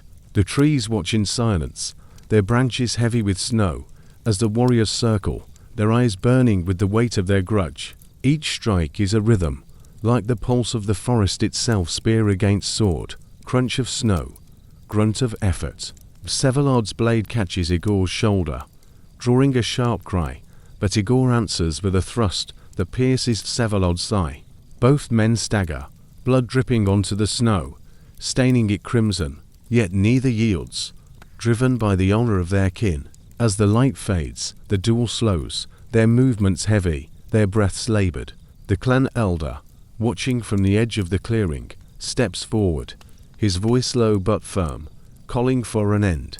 The feud, he declares, is settled not by death, but by courage shown. Igor and Vsevolod lower their weapons, their eyes still locked, but the fire within them cools.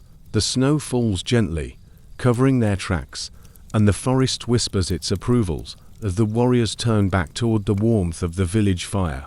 In the autumn of 1185, the forests of the Rus near Chernigov glow with the amber of falling leaves, their branches swaying under a sky heavy with storm clouds. The air carries the scent of damp moss and distant smoke, a reminder of the sacred fires lit for Perun, the Slavic god of thunder and war. In a vast clearing, ringed by ancient oaks, a trial unfolds not of men alone, but of divine will. Two warriors, Oleg and Rostislav, stand ready to settle a dispute that threatens to fracture their tribe. Oleg, lean and hawk-eyed, grips a curved saber, its blade edged with swirling patterns that catch the fading light. Rostislav, a giant of a man with a braided beard, hefts a double-headed axe, its weight as unyielding as his resolve. The dispute began over a sacred grove, claimed by both as Perun's chosen ground, but it has grown into a test of who carries the god's favor. The tribe gathers, their faces painted with ash, murmuring prayers as a low rumble of thunder rolls in the distance. The duel is no mere clash of steel, it is a ritual, blessed by the tribe's Volkv, a priest whose staff is crowned with a carved thunderbolt. He raises it now, his voice chanting softly, calling Perun to witness. The wind stirs, rustling the leaves, as if the god himself breathes upon the clearing. Oleg and Rostislav circle, their boots sinking into the soft earth, their eyes locked not just on each other, but on the unseen presence they both seek to honor. The tribe falls silent, their breaths held, the only sound the creak of leather and the faint crackle of a distant fire. Oleg moves first, his saber flashing like lightning, a swift strike aimed at Rostislav's chest. The larger warrior swings his axe to meet it, the clash echoing like a thunderclap, shaking the leaves from a nearby branch. The two men dance through the clearing, their movements a rhythm of war saber slicing, axe swinging, each blow met with a parry or a dodge. The forest seems to lean closer, its shadows deepening as the storm clouds gather. Oleg's saber finds Rostislav's arm, drawing a line of blood that glistens against his fur cloak. Rostislav grunts, his axe sweeping low, forcing Oleg to leap back, his feet slipping on the leaf-strewn ground. The crowd murmurs, their voices blending with the wind, as if Perun himself speaks through the rustling trees. Rostislav presses forward, his axe a blur, each strike heavy with the weight of his conviction.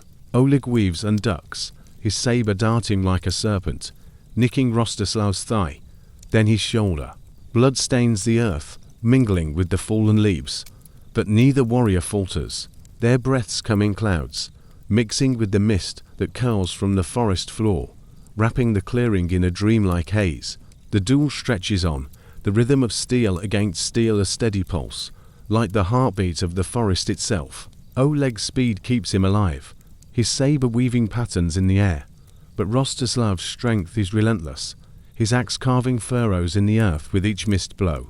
The tribe watches, their eyes wide, as lightning flashes in the distance, illuminating the warriors' silhouettes.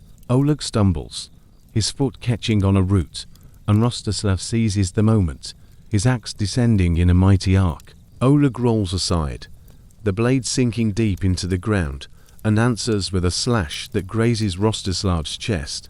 Both men pause, panting, their weapons lowered for a moment, their eyes searching the sky as thunder rumbles closer. The Volk steps forward, his staff raised, his voice cutting through the wind. He speaks of Perun's will, of honor proven not in death, but in the fire of their spirits. The warriors nod, their faces etched with exhaustion, their wounds a testament to their courage. The tribe chants softly, their voices rising like a tide, as rain begins to fall, gentle at first, then heavier, washing the blood from the earth. Oleg and Rostislav lower their weapons, their feud unresolved, but their worth proven. The sacred grove, they agree, belongs to Perun alone, its trees to stand untouched. The storm breaks overhead, lightning cracking the sky, and the tribe disperses, their footsteps fading into the rain-soaked forest. The clearing grows quiet, save for the patter of rain and the distant roll of thunder, as Perun's fire lingers in the hearts of those who fought. In the spring of 1190, the forests near Smolensk come with the warmth of new life, their birch trees swaying under a sky streaked with dawn's soft pinks.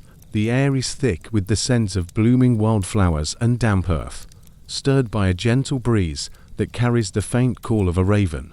In a wide clearing, scarred by old campfires, a solemn oath binds to warriors to a duel that will echo through their clan songs.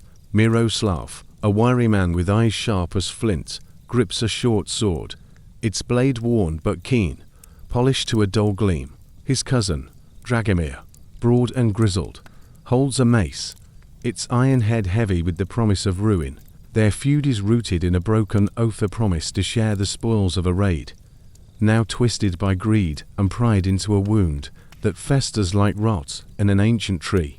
The clan gathers, their faces lined with whirring, their hands clutching talismans carved with the sign of Veles, god of earth and kin.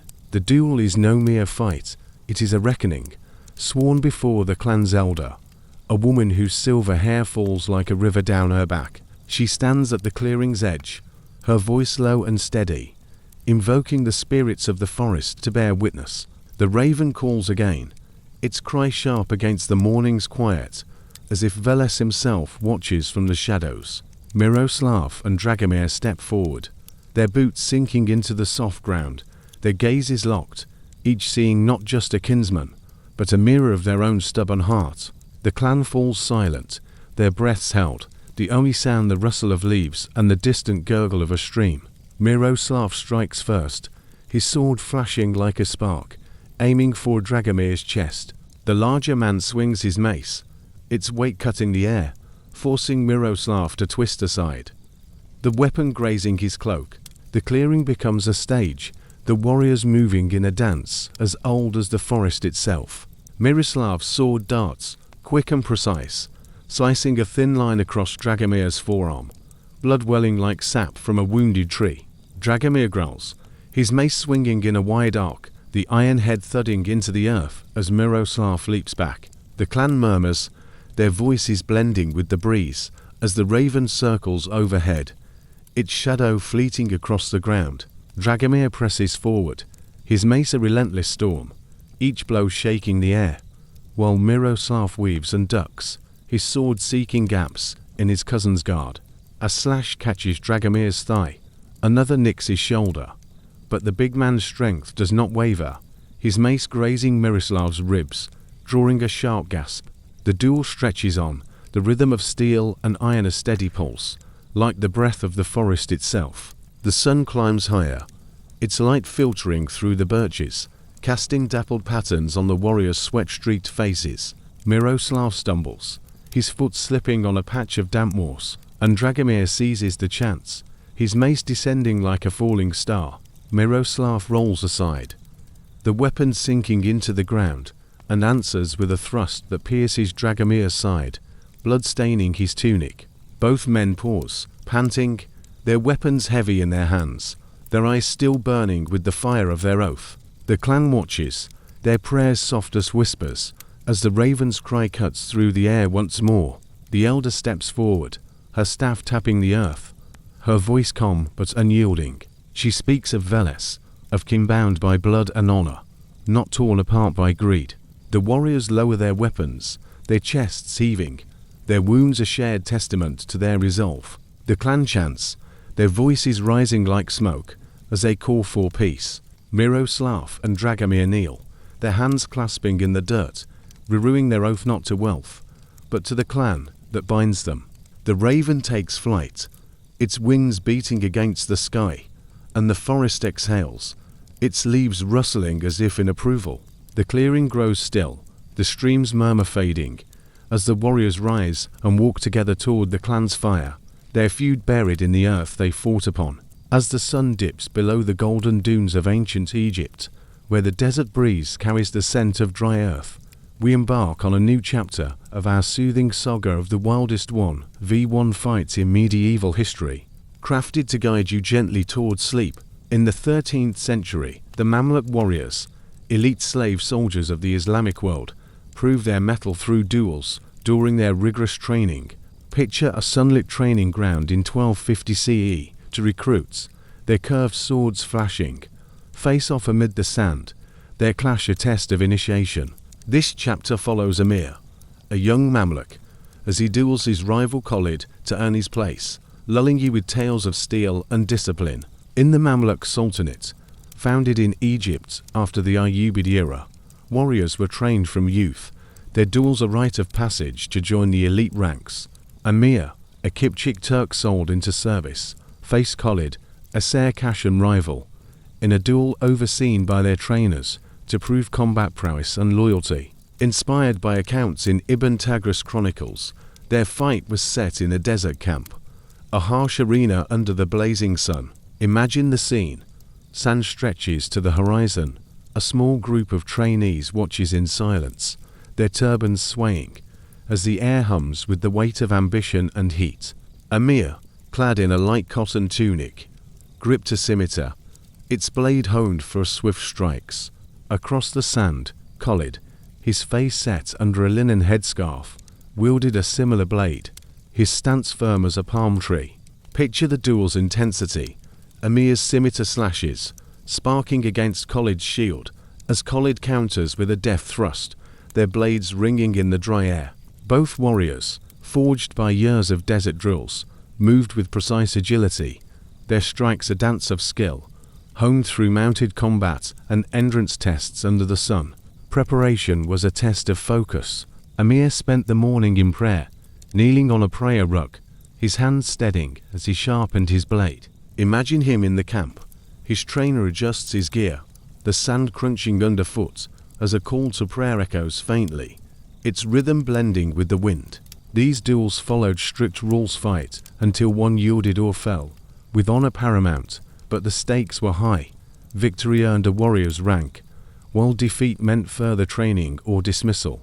Such trials, central to Mamluk culture, were recorded in military annals, their tales whispered in barracks. The duel's outcome shaped Amir's future. Amir's scimitar struck true, disarming Khalid with a swift cut, earning a nod of respect. Picture the aftermath. Amir stands tall, sand swirling, as trainees cheer, the sun casting long shadows. His initiation complete. The duel marked his rise, its story told among the Mamluk ranks. As you drift toward sleep, let the clash of swords fade, the desert stillness softening into the quiet of a twilight dune, wrapping you in dreams. Amir's duel, a challenge of valor, carved his name into Mamluk lore. As we let these tales soothe us, we'll next explore a test of loyalty, where Mamluk blades clashed for the Sultan's favor. In the summer of 1197, the forests near Skarv shimmer under a sun that hangs low and golden, its light piercing the canopy to dance on the mossy earth below. The air hums with the drone of insects and the sweet scent of pine, carried by a warm breeze that stirs the leaves like whispers of ancient tales. Deep within a sacred glade, where a weathered stone idol of Svyatogor, the mythic giant of Slavic lore, looms over a carpet of wildflowers, two warriors prepare to clash in a duel that feels touched by legend. Vadim, a lean figure with hair braided tight and eyes like storm clouds, wields a long spear, its ash shaft polished smooth, its tip gleaming like a star. His rival, Taras, stocky and clad in leather armor scarred from countless battles, grips a broadsword, its blade heavy with the weight of his unyielding will. Their conflict stems from a prophecy, spoken by the tribe's seer, claiming only one may lead the clan through an coming storm, a storm said to carry Svyatogor's wrath. The tribe gathers, their faces painted with ochre, their hands clutching charms of bone and amber, as they stand in a wide circle around the idol. The duel is a sacred rite, overseen by the seer, an old woman whose eyes gleam with visions, her voice chanting softly to summon the spirit of Svyatogor. The air grows heavy, the breeze faltering, as if the forest itself holds its breath. Vadim and Taras step into the glade, their boots brushing against the soft petals of flowers, their gazes locked, each seeing in the other a challenge to their destiny. The tribe's murmurs fade, leaving only the hum of insects and the distant call of a cuckoo. Vadim strikes first, his spear thrusting like a bolt of lightning, aimed at Taras' heart. Taras raises his broadsword, the blade meeting the spear with a dull clang that echoes through the glade, startling a flock of sparrows into flight. They move in a slow, deliberate dance, their weapons tracing arcs through the warm air, their steps stirring the earth beneath. The glade becomes a living stage, the warrior's movements weaving a tale as old as the stones. Vadim's spear darts again, swift and precise, grazing Taras' shoulder, a thin trickle of blood staining his leather. Taras roars, his broadsword swinging in a wide arc, its edge catching the sunlight as it forces Vadim to leap back, his spear trembling in his grip. The tribe watches, their breaths shallow, as the idol of Svyatogor looms silently, its stone face unyielding. Vadim circles, his spear probing, finding Taras' thigh with a shallow thrust, while Taras answers with a heavy slash, the broadsword nicking Vadim's arm, blood dripping onto the wildflowers below. The duel's rhythm pulses like the heartbeat of the forest, each clash of steel a note in a song of honor and fate. As the sun climbs higher, its rays warm the glade, casting long shadows that merge with the idol's silhouette. Vadim stumbles, his foot catching on a root hidden beneath the flowers, and Taras surges forward, his broadsword raised like a storm about to break. Vadim twists aside, the blade slicing through the air, embedding itself in the earth with a thud. He counters, his spear flashing, piercing Tarat's side, drawing a low groan. Both warriors pause, their chests heaving, their wounds painting the ground in crimson. The seer steps forward, her staff tapping the earth, her voice rising like a breeze, speaking of Svyatogor's will, that leadership is not won by blood alone, but by the strength to stand together. The tribe chants, their voices soft as the rustle of leaves, urging unity.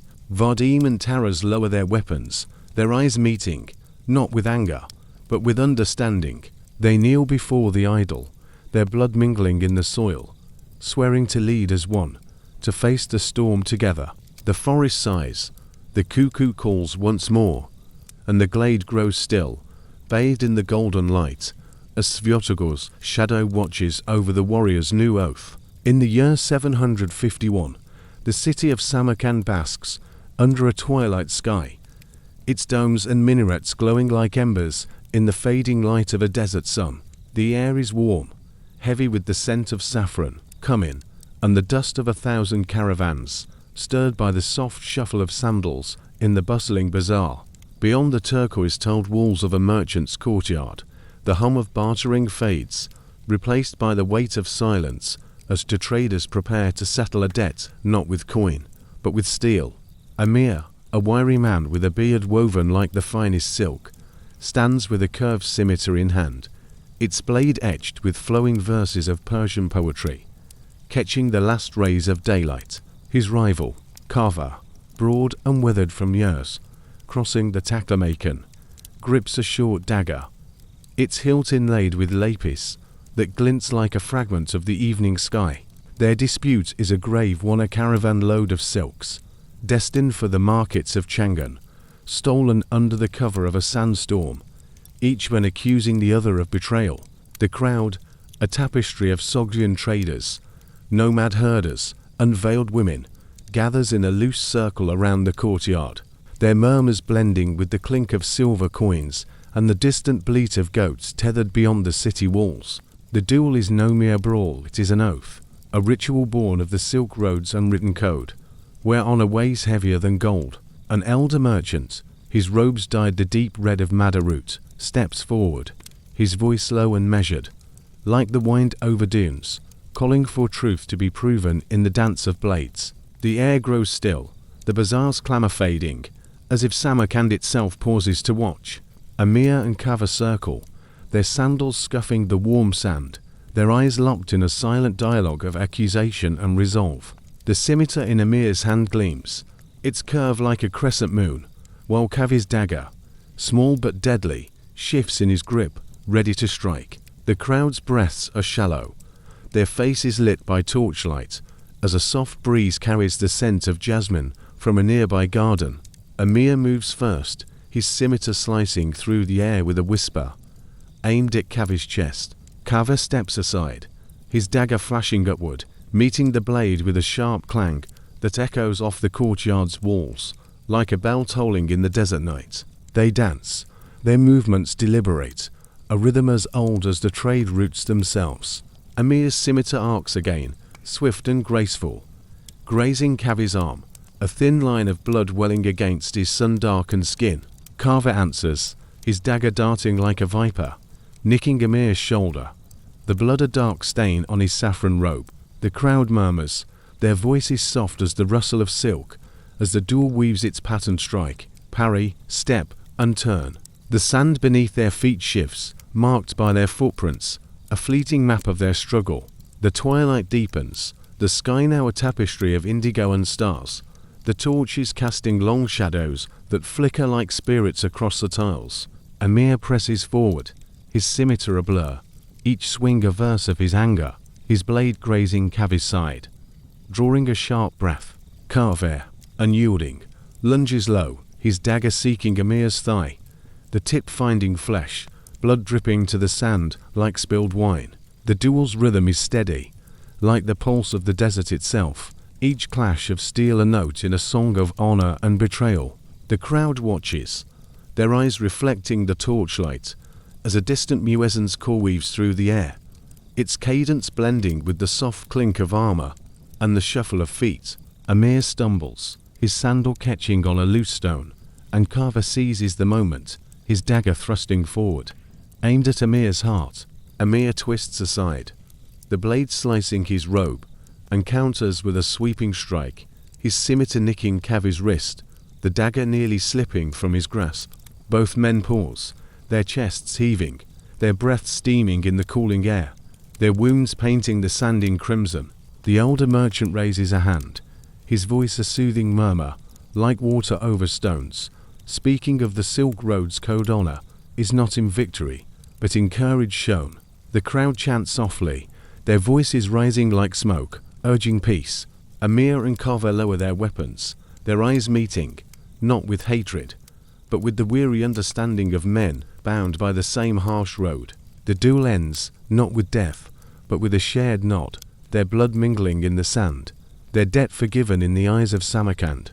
The elder declares the caravan's loss a shared burden, to be repaid in trust, not gold. The crowd disperses, their footsteps fading into the bazaar's hum, as the stars burn brighter overhead.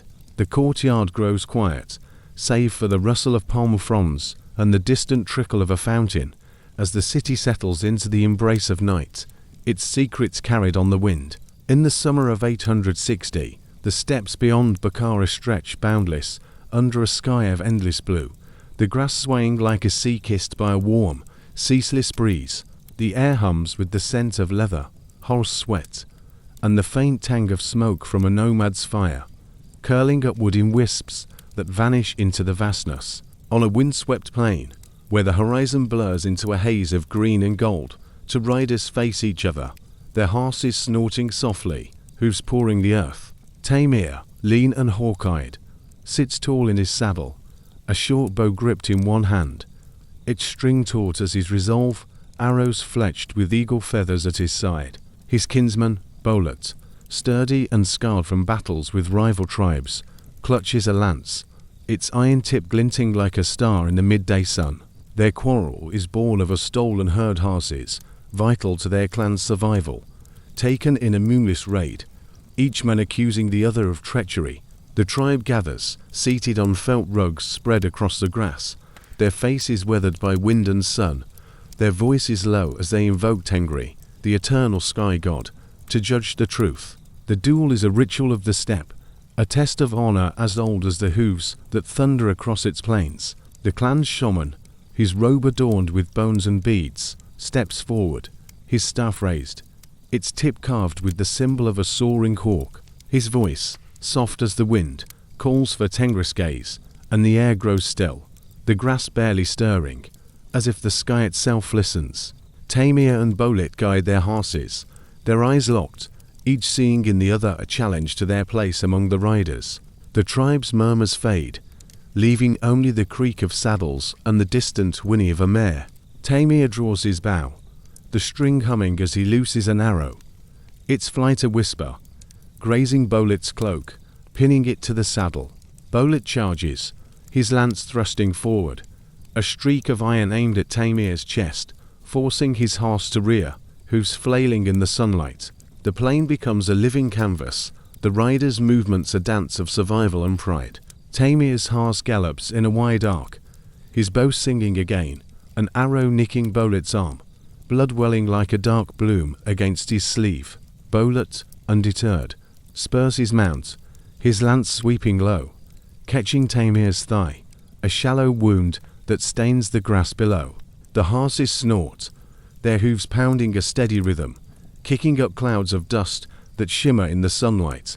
The tribe watches, their hands clutching charms of bone, as a lone hawk circles overhead, its cry sharp against the steppes quiet. Tamir looses another arrow, its tip grazing Bolet's shoulder, while Bolet's lance thrusts again, clipping Tamir's saddle, the wood splintering with a dull crack. The duel flows like the wind, each move a testament to their skill, each strike a pulse in the steppes' endless song. The sun climbs higher, its warmth bathing the plain, casting long shadows that ripple across the grass.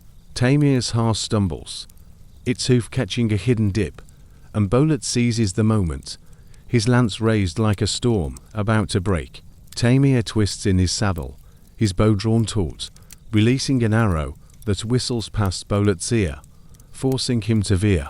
The riders circle, their breaths heavy, their horses lathered with sweat, the dust rising like a veil around them. Tamir's next arrow finds Bolet's thigh, drawing a grunt, while Bolet's lance grazes Tamir's arm, blood dripping onto his reins. The tribe's chants grow softer, blending with the breeze, as the hawk's shadow sweeps across the ground. The duel's rhythm is relentless, like the gallop of hooves, each clash a note in a saga of honor and kinship. As clouds drift across the sky, their edges tinged with gold, Tamir and Bolet pause, their horses snorting, their weapons lowered for a moment. Their eyes meet, not with anger, but with the weary respect of men bound by the same harsh land. The shaman steps forward, his staff tapping the earth, his voice a soothing murmur, like the rustle of grass. Speaking of Tengris will honor is not in blood spilled, but in courage shown. The tribe raises their voices, a low chant rising like smoke, urging peace. Tamir and Bolet dismount, their boots sinking into the soft earth, their wounds painting the grass in crimson. They clasp hands, their grip firm, renewing their oath to the clan, the stolen herd a shared loss to be borne together. The steppe exhales, the grass swaying once more, as the hawk soars higher, its cry fading into the boundless sky. The plain grows quiet, save for the soft nickering of horses and the whisper of the wind, as the riders turn back to their tribe, their honor forged anew under Tengris' eternal gaze. In the winter of 1002, a caravanserai near Nishaper glows beneath a starlit sky, its stone walls warmed by the flickering light of torches mounted in iron brackets. The air is crisp, carrying the rich scent of roasted lamb, myrrh, and the faint tang of wood smoke, mingling with the soft laughter of travelers gathered around crackling fires. Within the courtyard, where the flagstones are worn smooth by countless feet, poets-turned warriors stand ready to settle a feud born of stolen words. Rizar, slight and quick, his eyes bright as polished jet, grips a curved dagger, its hilt inlaid with turquoise that catches the torchlight like a fragment of the night sky. His rival, Bahram, broad and deliberate, his beard flecked with silver, wields a scimitar, its blade heavy with the weight of his indignation, etched with verses that mirror his own. Their dispute is over a poem, a delicate string of words crafted for a prince's court, claimed by both as their own, its theft a wound to their pride as sharp as any blade. The travelers, a mix of merchants, pilgrims, and camel drivers, gather in a loose circle, their faces lit by firelight, as a lute's soft strumming drifts from a nearby archway, its notes weaving through the cool air. The duel is a performance, as much a verse as the poetry they defend, overseen by the caravanserai's keeper, an old man whose robes are dyed the deep blue of midnight, his voice a low murmur, like the rustle of silk, calling for honor to be proven in the dance of steel. The air grows still, the laughter fading, as if the stars themselves pause to watch. Rizar and Bahram circle, their boots scuffing the flagstones, their eyes locked, each seeing in the other a reflection of their own wounded pride. The crowd's breaths are shallow, their hands clutching woven shawls, as the lute's melody lingers like a sigh. Rizar moves first, his dagger flashing like a spark, a swift thrust aimed at Bahram's chest. Bahram raises his scimitar, the blade meeting the dagger with a sharp clang that echoes off the stone walls, like a note struck in a quiet hall. The courtyard becomes a stage, the poet's movements a poem carved in motion. Rez's dagger darts again, quick and precise, grazing Bahram's wrist, a thin line of blood welling like ink spilled on parchment. Bahram counters, his scimitar sweeping in a wide arc, its edge catching the torchlight, forcing Rizar to leap back, his cloak swirling like a shadow. The travelers watch, their eyes reflecting the flames, as a distant owl hoots, its call blending with the lute's soft strains. Rizar presses forward, his dagger weaving patterns, nicking Bahram's shoulder, while Bahram's scimitar slashes, grazing Rez's chest, blood staining his robe like a verse written in crimson.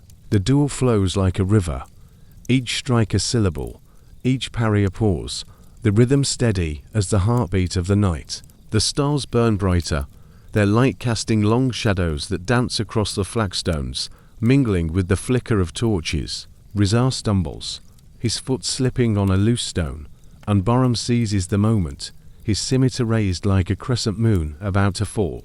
Rizar twists aside, the blade slicing his cloak, and answers with a thrust, his dagger piercing Bahram's side. Drawing a low groan, both men pause, their chests heaving, their breaths steaming in the chilly air, their wounds painting the stones in fleeting patterns. The traveller's murmurs grow softer, blending with the lute's melody, as a breeze carries the scent of myrrh through the courtyard.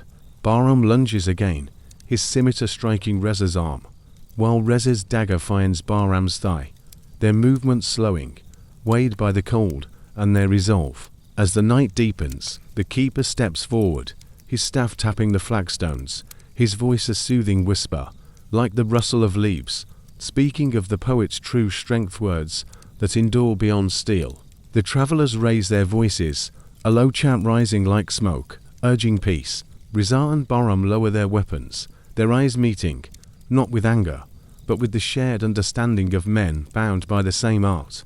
They kneel on the flagstones, their blood mingling in the dust, swearing to share the poem, to let it sing in the prince's court as one. The crowd disperses, their footsteps fading into the caravanserai's hum, as the lute's notes linger, soft and unbroken. The courtyard grows quiet, save for the crackle of torches and the distant murmur of a fountain, as the stars hold their vigil over the poet's truce. In the spring of 1075, the desert near Kashgar stretches vast and unyielding under a dawn sky streaked with rose and gold, its dunes casting soft shadows across the endless sand. The air is cool, scented with the faint musk of camel hide and the dry bite of dust, stirred by a gentle breeze that hums like a distant song. In a hollow between towering dunes, where the sand lies smooth as a woven rug, two nomad warriors stand ready to face a trial born of betrayal. Aslan, wiry and sharp-eyed, his face weathered by years under the sun, grips a curved saber, its blade gleaming like a shard of the morning light.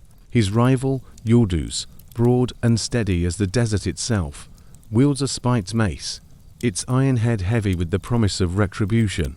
Their feud is over a broken pact, a shared route through the desert, its secrets sold to bandits, endangering their clan's survival.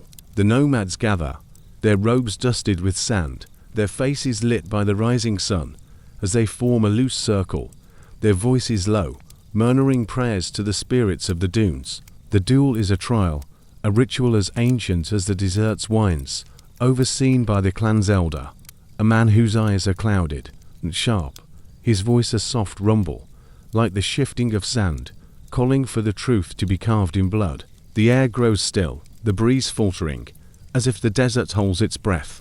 Aslan and Yurduz circle, their boots sinking into the soft sand, their eyes locked, each seeing in the other a challenge to their honor. The nomads' murmurs fade, leaving only the whisper of wind and the distant cry of a falcon soaring above. Aslan strikes first, his saber slicing through the air, a swift arc aimed at Yurduz's chest. Yurduz swings his mace, its spikes catching the blade with a harsh scrape, the sound echoing across the dunes like a stone dropped in a silent well. The hollow becomes a stage, the warrior's movements a dance of survival and pride.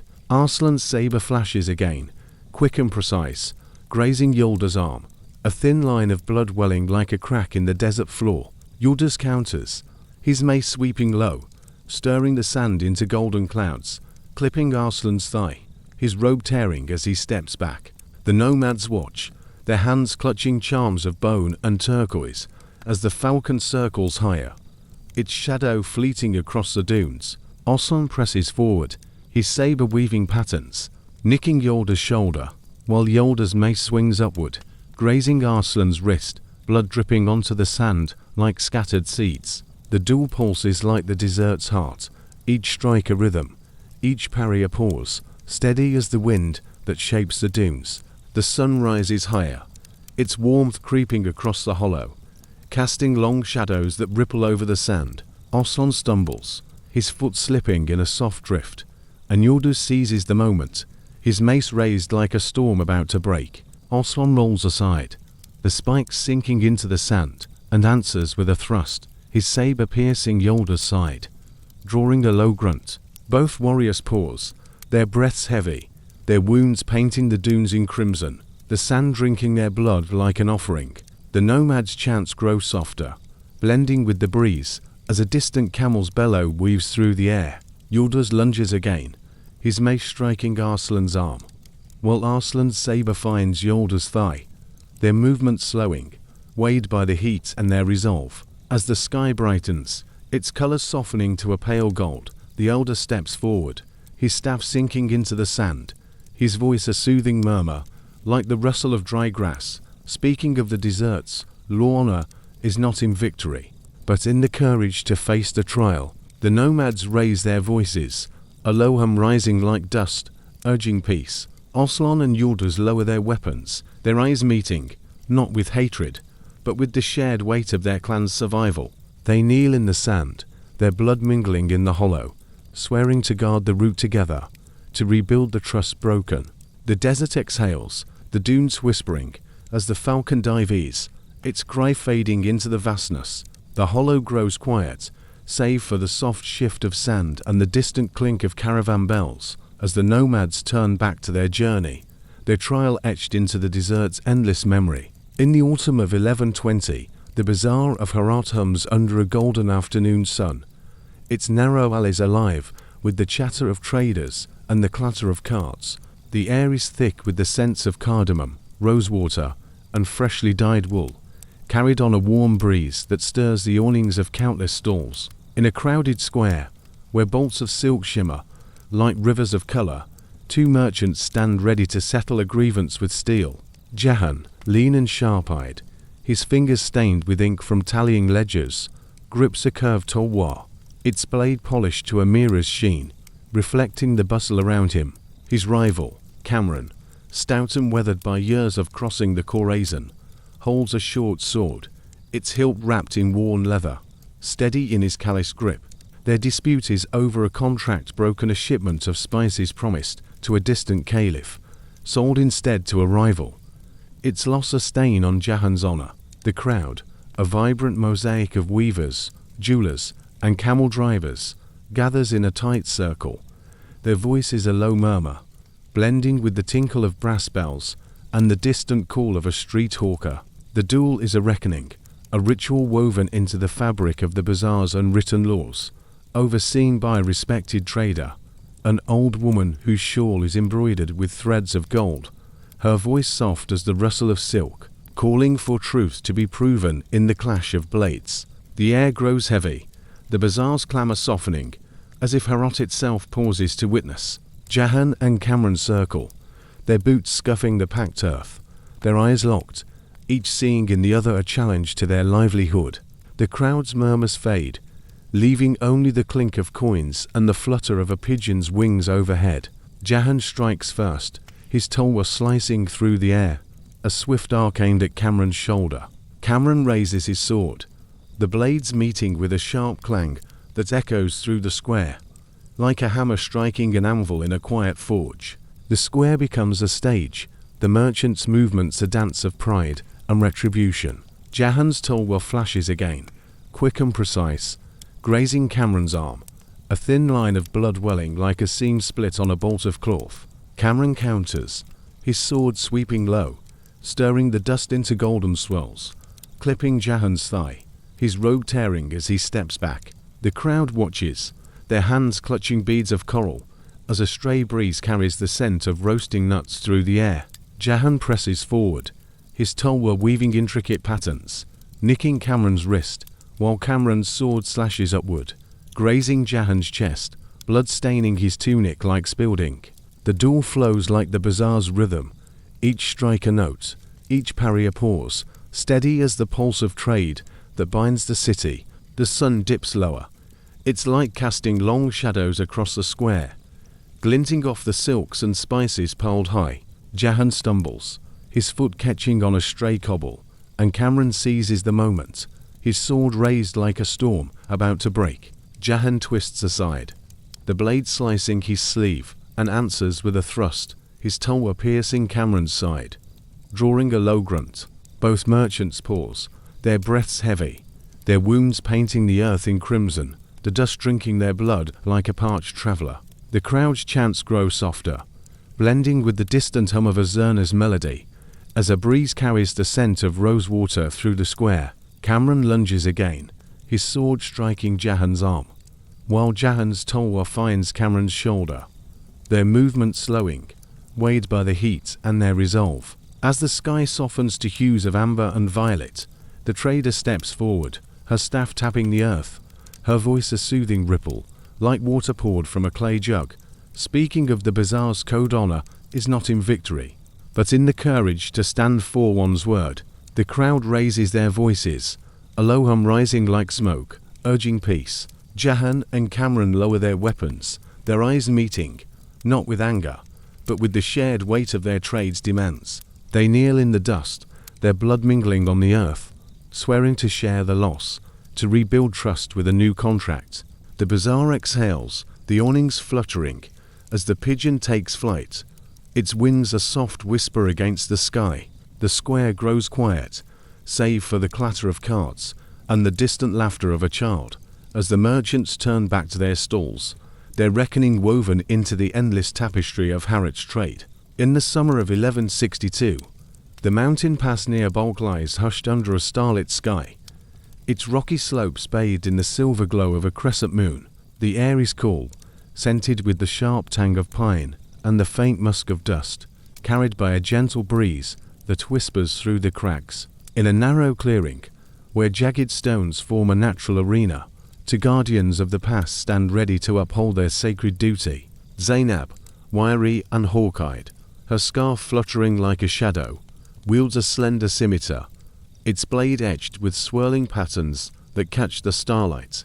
Her rival, Ismail, tall and broad, his face scarred from battles with bandits, grips a heavy spear, its iron tip gleaming like a distant star.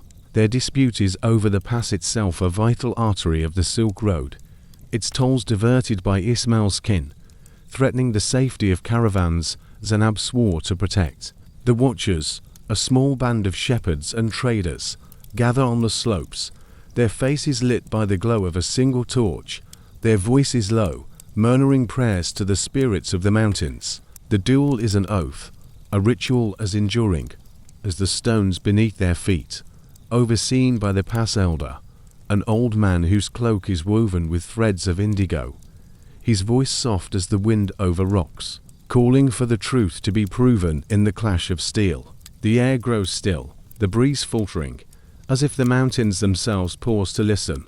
Zainab and Ismail circle, their boots crunching on the gravel, their eyes locked, each seeing in the other a challenge to their sworn duty. The Watchers' murmurs fade, leaving only the distant howl of a wolf and the faint crackle of the torch. Zainab strikes first, her scimitar slicing through the air, a swift arc aimed at Ismail's chest. Ismail thrusts his spear, its tip meeting her blade with a dull clang, the sound echoing off the rocky walls like a pebble dropped in a silent gorge. The clearing becomes a stage, the guardian's movements a dance of duty and resolve. Zainab's scimitar flashes again, quick and precise, grazing Ismail's arm, a thin line of blood welling like a crack in the stone. Ismail counters, his spear sweeping low, stirring the dust into silvery clouds, clipping Zainab's thigh, her scarf fluttering as she steps back. The Watchers observe, their hands clutching charms of bone, as the moon casts long shadows across the clearing.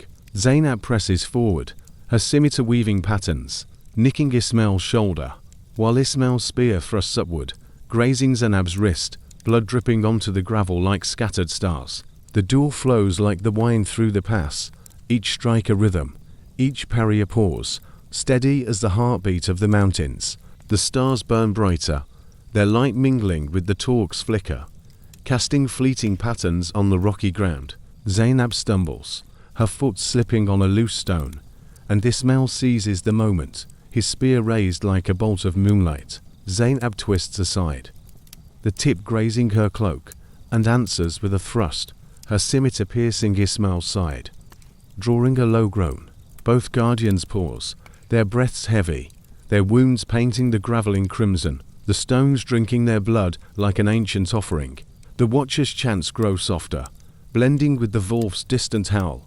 As a breeze carries the scent of pine through the clearing, Ismail lunges again, his spear striking Zainab's arm, while Zainab's scimitar finds Ismail's thigh, their movements slowing, weighed by the cold and their resolve. As the night deepens, the elder steps forward, his staff tapping the ground, his voice a soothing murmur, like the rustle of pine needles, speaking of the past sacred trust guarded not by blood spilled, but by the courage to stand together. The watchers raise their voices, a low hum rising like mist, urging peace. Zainab and Ismail lower their weapons, their eyes meeting, not with anger, but with the shared weight of their oath. They kneel on the gravel, their blood mingling in the dust, swearing to protect the pass as one, to restore its safety for all who travel. The mountains exhale, the crags whispering, as the wolf's howl fades into the night. The clearing grows quiet, save for the crackle of the torch and the distant murmur of a stream, as the watchers disperse, their footsteps fading into the rocky slopes, the stars holding vigil over the Guardian's truce. In the winter of 1204, the desert near Dunhuang lies silent under a moonlit sky, its dunes glowing silver beneath a canopy of stars. The air is sharp, scented with the dry chill of sand and the faint musk of camel wool, carried by a soft breeze that hums like a distant lullaby. In a wide hollow, where the sand forms ripples like frozen waves, two caravan leaders stand ready to settle a feud that has shadowed their journey. Layla, lean and sharp-eyed, her scarf catching the moonlight like a veil of silk, wields a curved sword, its blade etched with floral patterns that shimmer in the pale glow. Her rival, Turgan, broad and weathered by years of guiding caravans through the Taklamakan, grips a heavy staff, its iron-capped ends glinting like the eyes of a desert fox. Their dispute is born of a lost caravan goods and lives swallowed by a sandstorm, each accusing the other of leading them astray, a betrayal that threatens their clan's survival. The survivors, a weary band of traders and herders, gather in a loose circle, their faces lit by the moon, their voices low, murmuring prayers to the spirits of the desert night. The duel is a vow, a ritual as enduring as the dunes themselves, overseen by the caravan's elder, an old woman whose robes are dyed with saffron, her voice a gentle ripple, like sand shifting under the wind, calling for truth to be proven in the clash of steel and wood. The air grows still, the breeze fading, as if the desert itself holds its breath. Layla and Turgan circle, their boots sinking into the cool sand, their eyes locked, each seeing in the other a challenge to their leadership. The survivors' murmurs fade, leaving only the whisper of wind and the distant hoot of an owl. Layla strikes first, her sword slicing through the air, a swift arc aimed at Turgan's chest. Turgan swings his staff, its iron tip meeting her blade with a dull thud, the sound echoing across the hollow like a stone dropped in a silent pool. The hollow becomes a stage, the leader's movements a dance of duty and retribution. Layla's sword flashes again, quick and precise, grazing Turgan's arm, a thin line of blood welling like a crack in the moonlit sand. Turgan counters, his staff sweeping low, stirring the sand into silvery clouds, clipping Layla's thigh, her scarf fluttering as she steps back. The survivors watch, their hands clutching charms of jade, as the moon casts long shadows across the dunes. Layla presses forward, her sword weaving patterns, nicking Turgan's shoulder, while Turgan's staff swings upward, grazing Layla's wrist, blood dripping onto the sand like scattered stars. The duel flows like the desert's wind, each strike a rhythm, each parry a pause, steady as the pulse of the night. The moon climbs higher, its light bathing the hollow, casting fleeting patterns on the rippled sand. Layla stumbles, her foot slipping in a soft drift, and Turgan seizes the moment, his staff raised like a gust of wind about to break. Layla rolls aside, the iron tip sinking into the sand, and answers with a thrust, her sword piercing Turgan's side. Drawing a low groan, both leaders pause, their breaths heavy, their wounds painting the dunes in crimson, the sand drinking their blood like an ancient offering. The survivors' chants grow softer, blending with the owl's distant call, as a breeze carries the scent of camel wool through the hollow.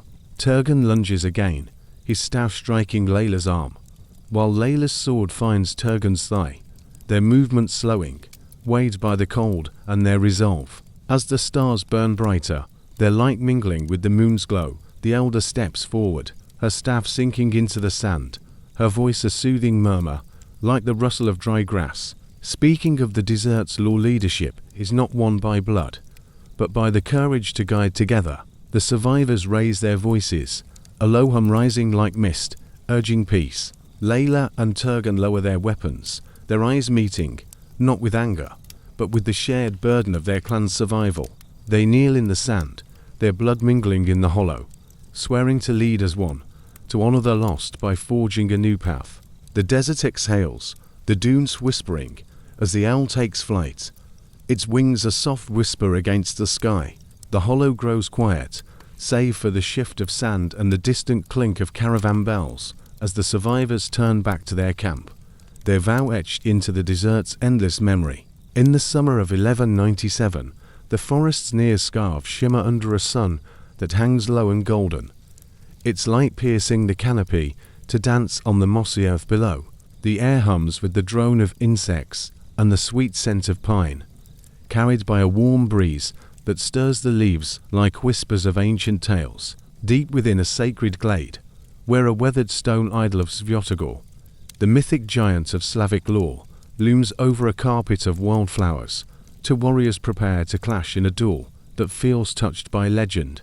Vadim, a lean figure with hair braided tight and eyes like storm clouds, wields a long spear, its ash shaft polished smooth, its tip gleaming like a star. His rival, Taras, stocky and clad in leather armor scarred from countless battles, grips a broadsword, its blade heavy with the weight of his unyielding will.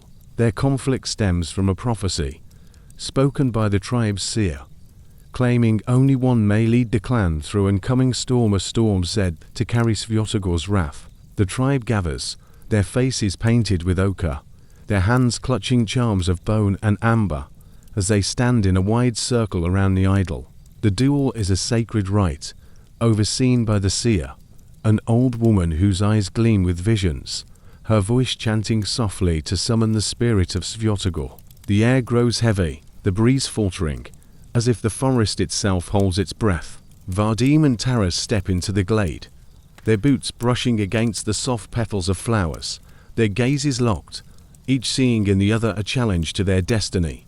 The tribe's murmurs fade, leaving only the hum of insects and the distant call of a cuckoo. Vadim strikes first, his spear thrusting like a bolt of lightning, aimed at Taras' heart. Taras raises his broadsword, the blade meeting the spear with a dull clang that echoes through the glade, startling a flock of sparrows into flight. They move in a slow, deliberate dance, their weapons tracing arcs through the warm air, their steps stirring the earth beneath. The glade becomes a living stage, the warriors' movements weaving a tale as old as the stones.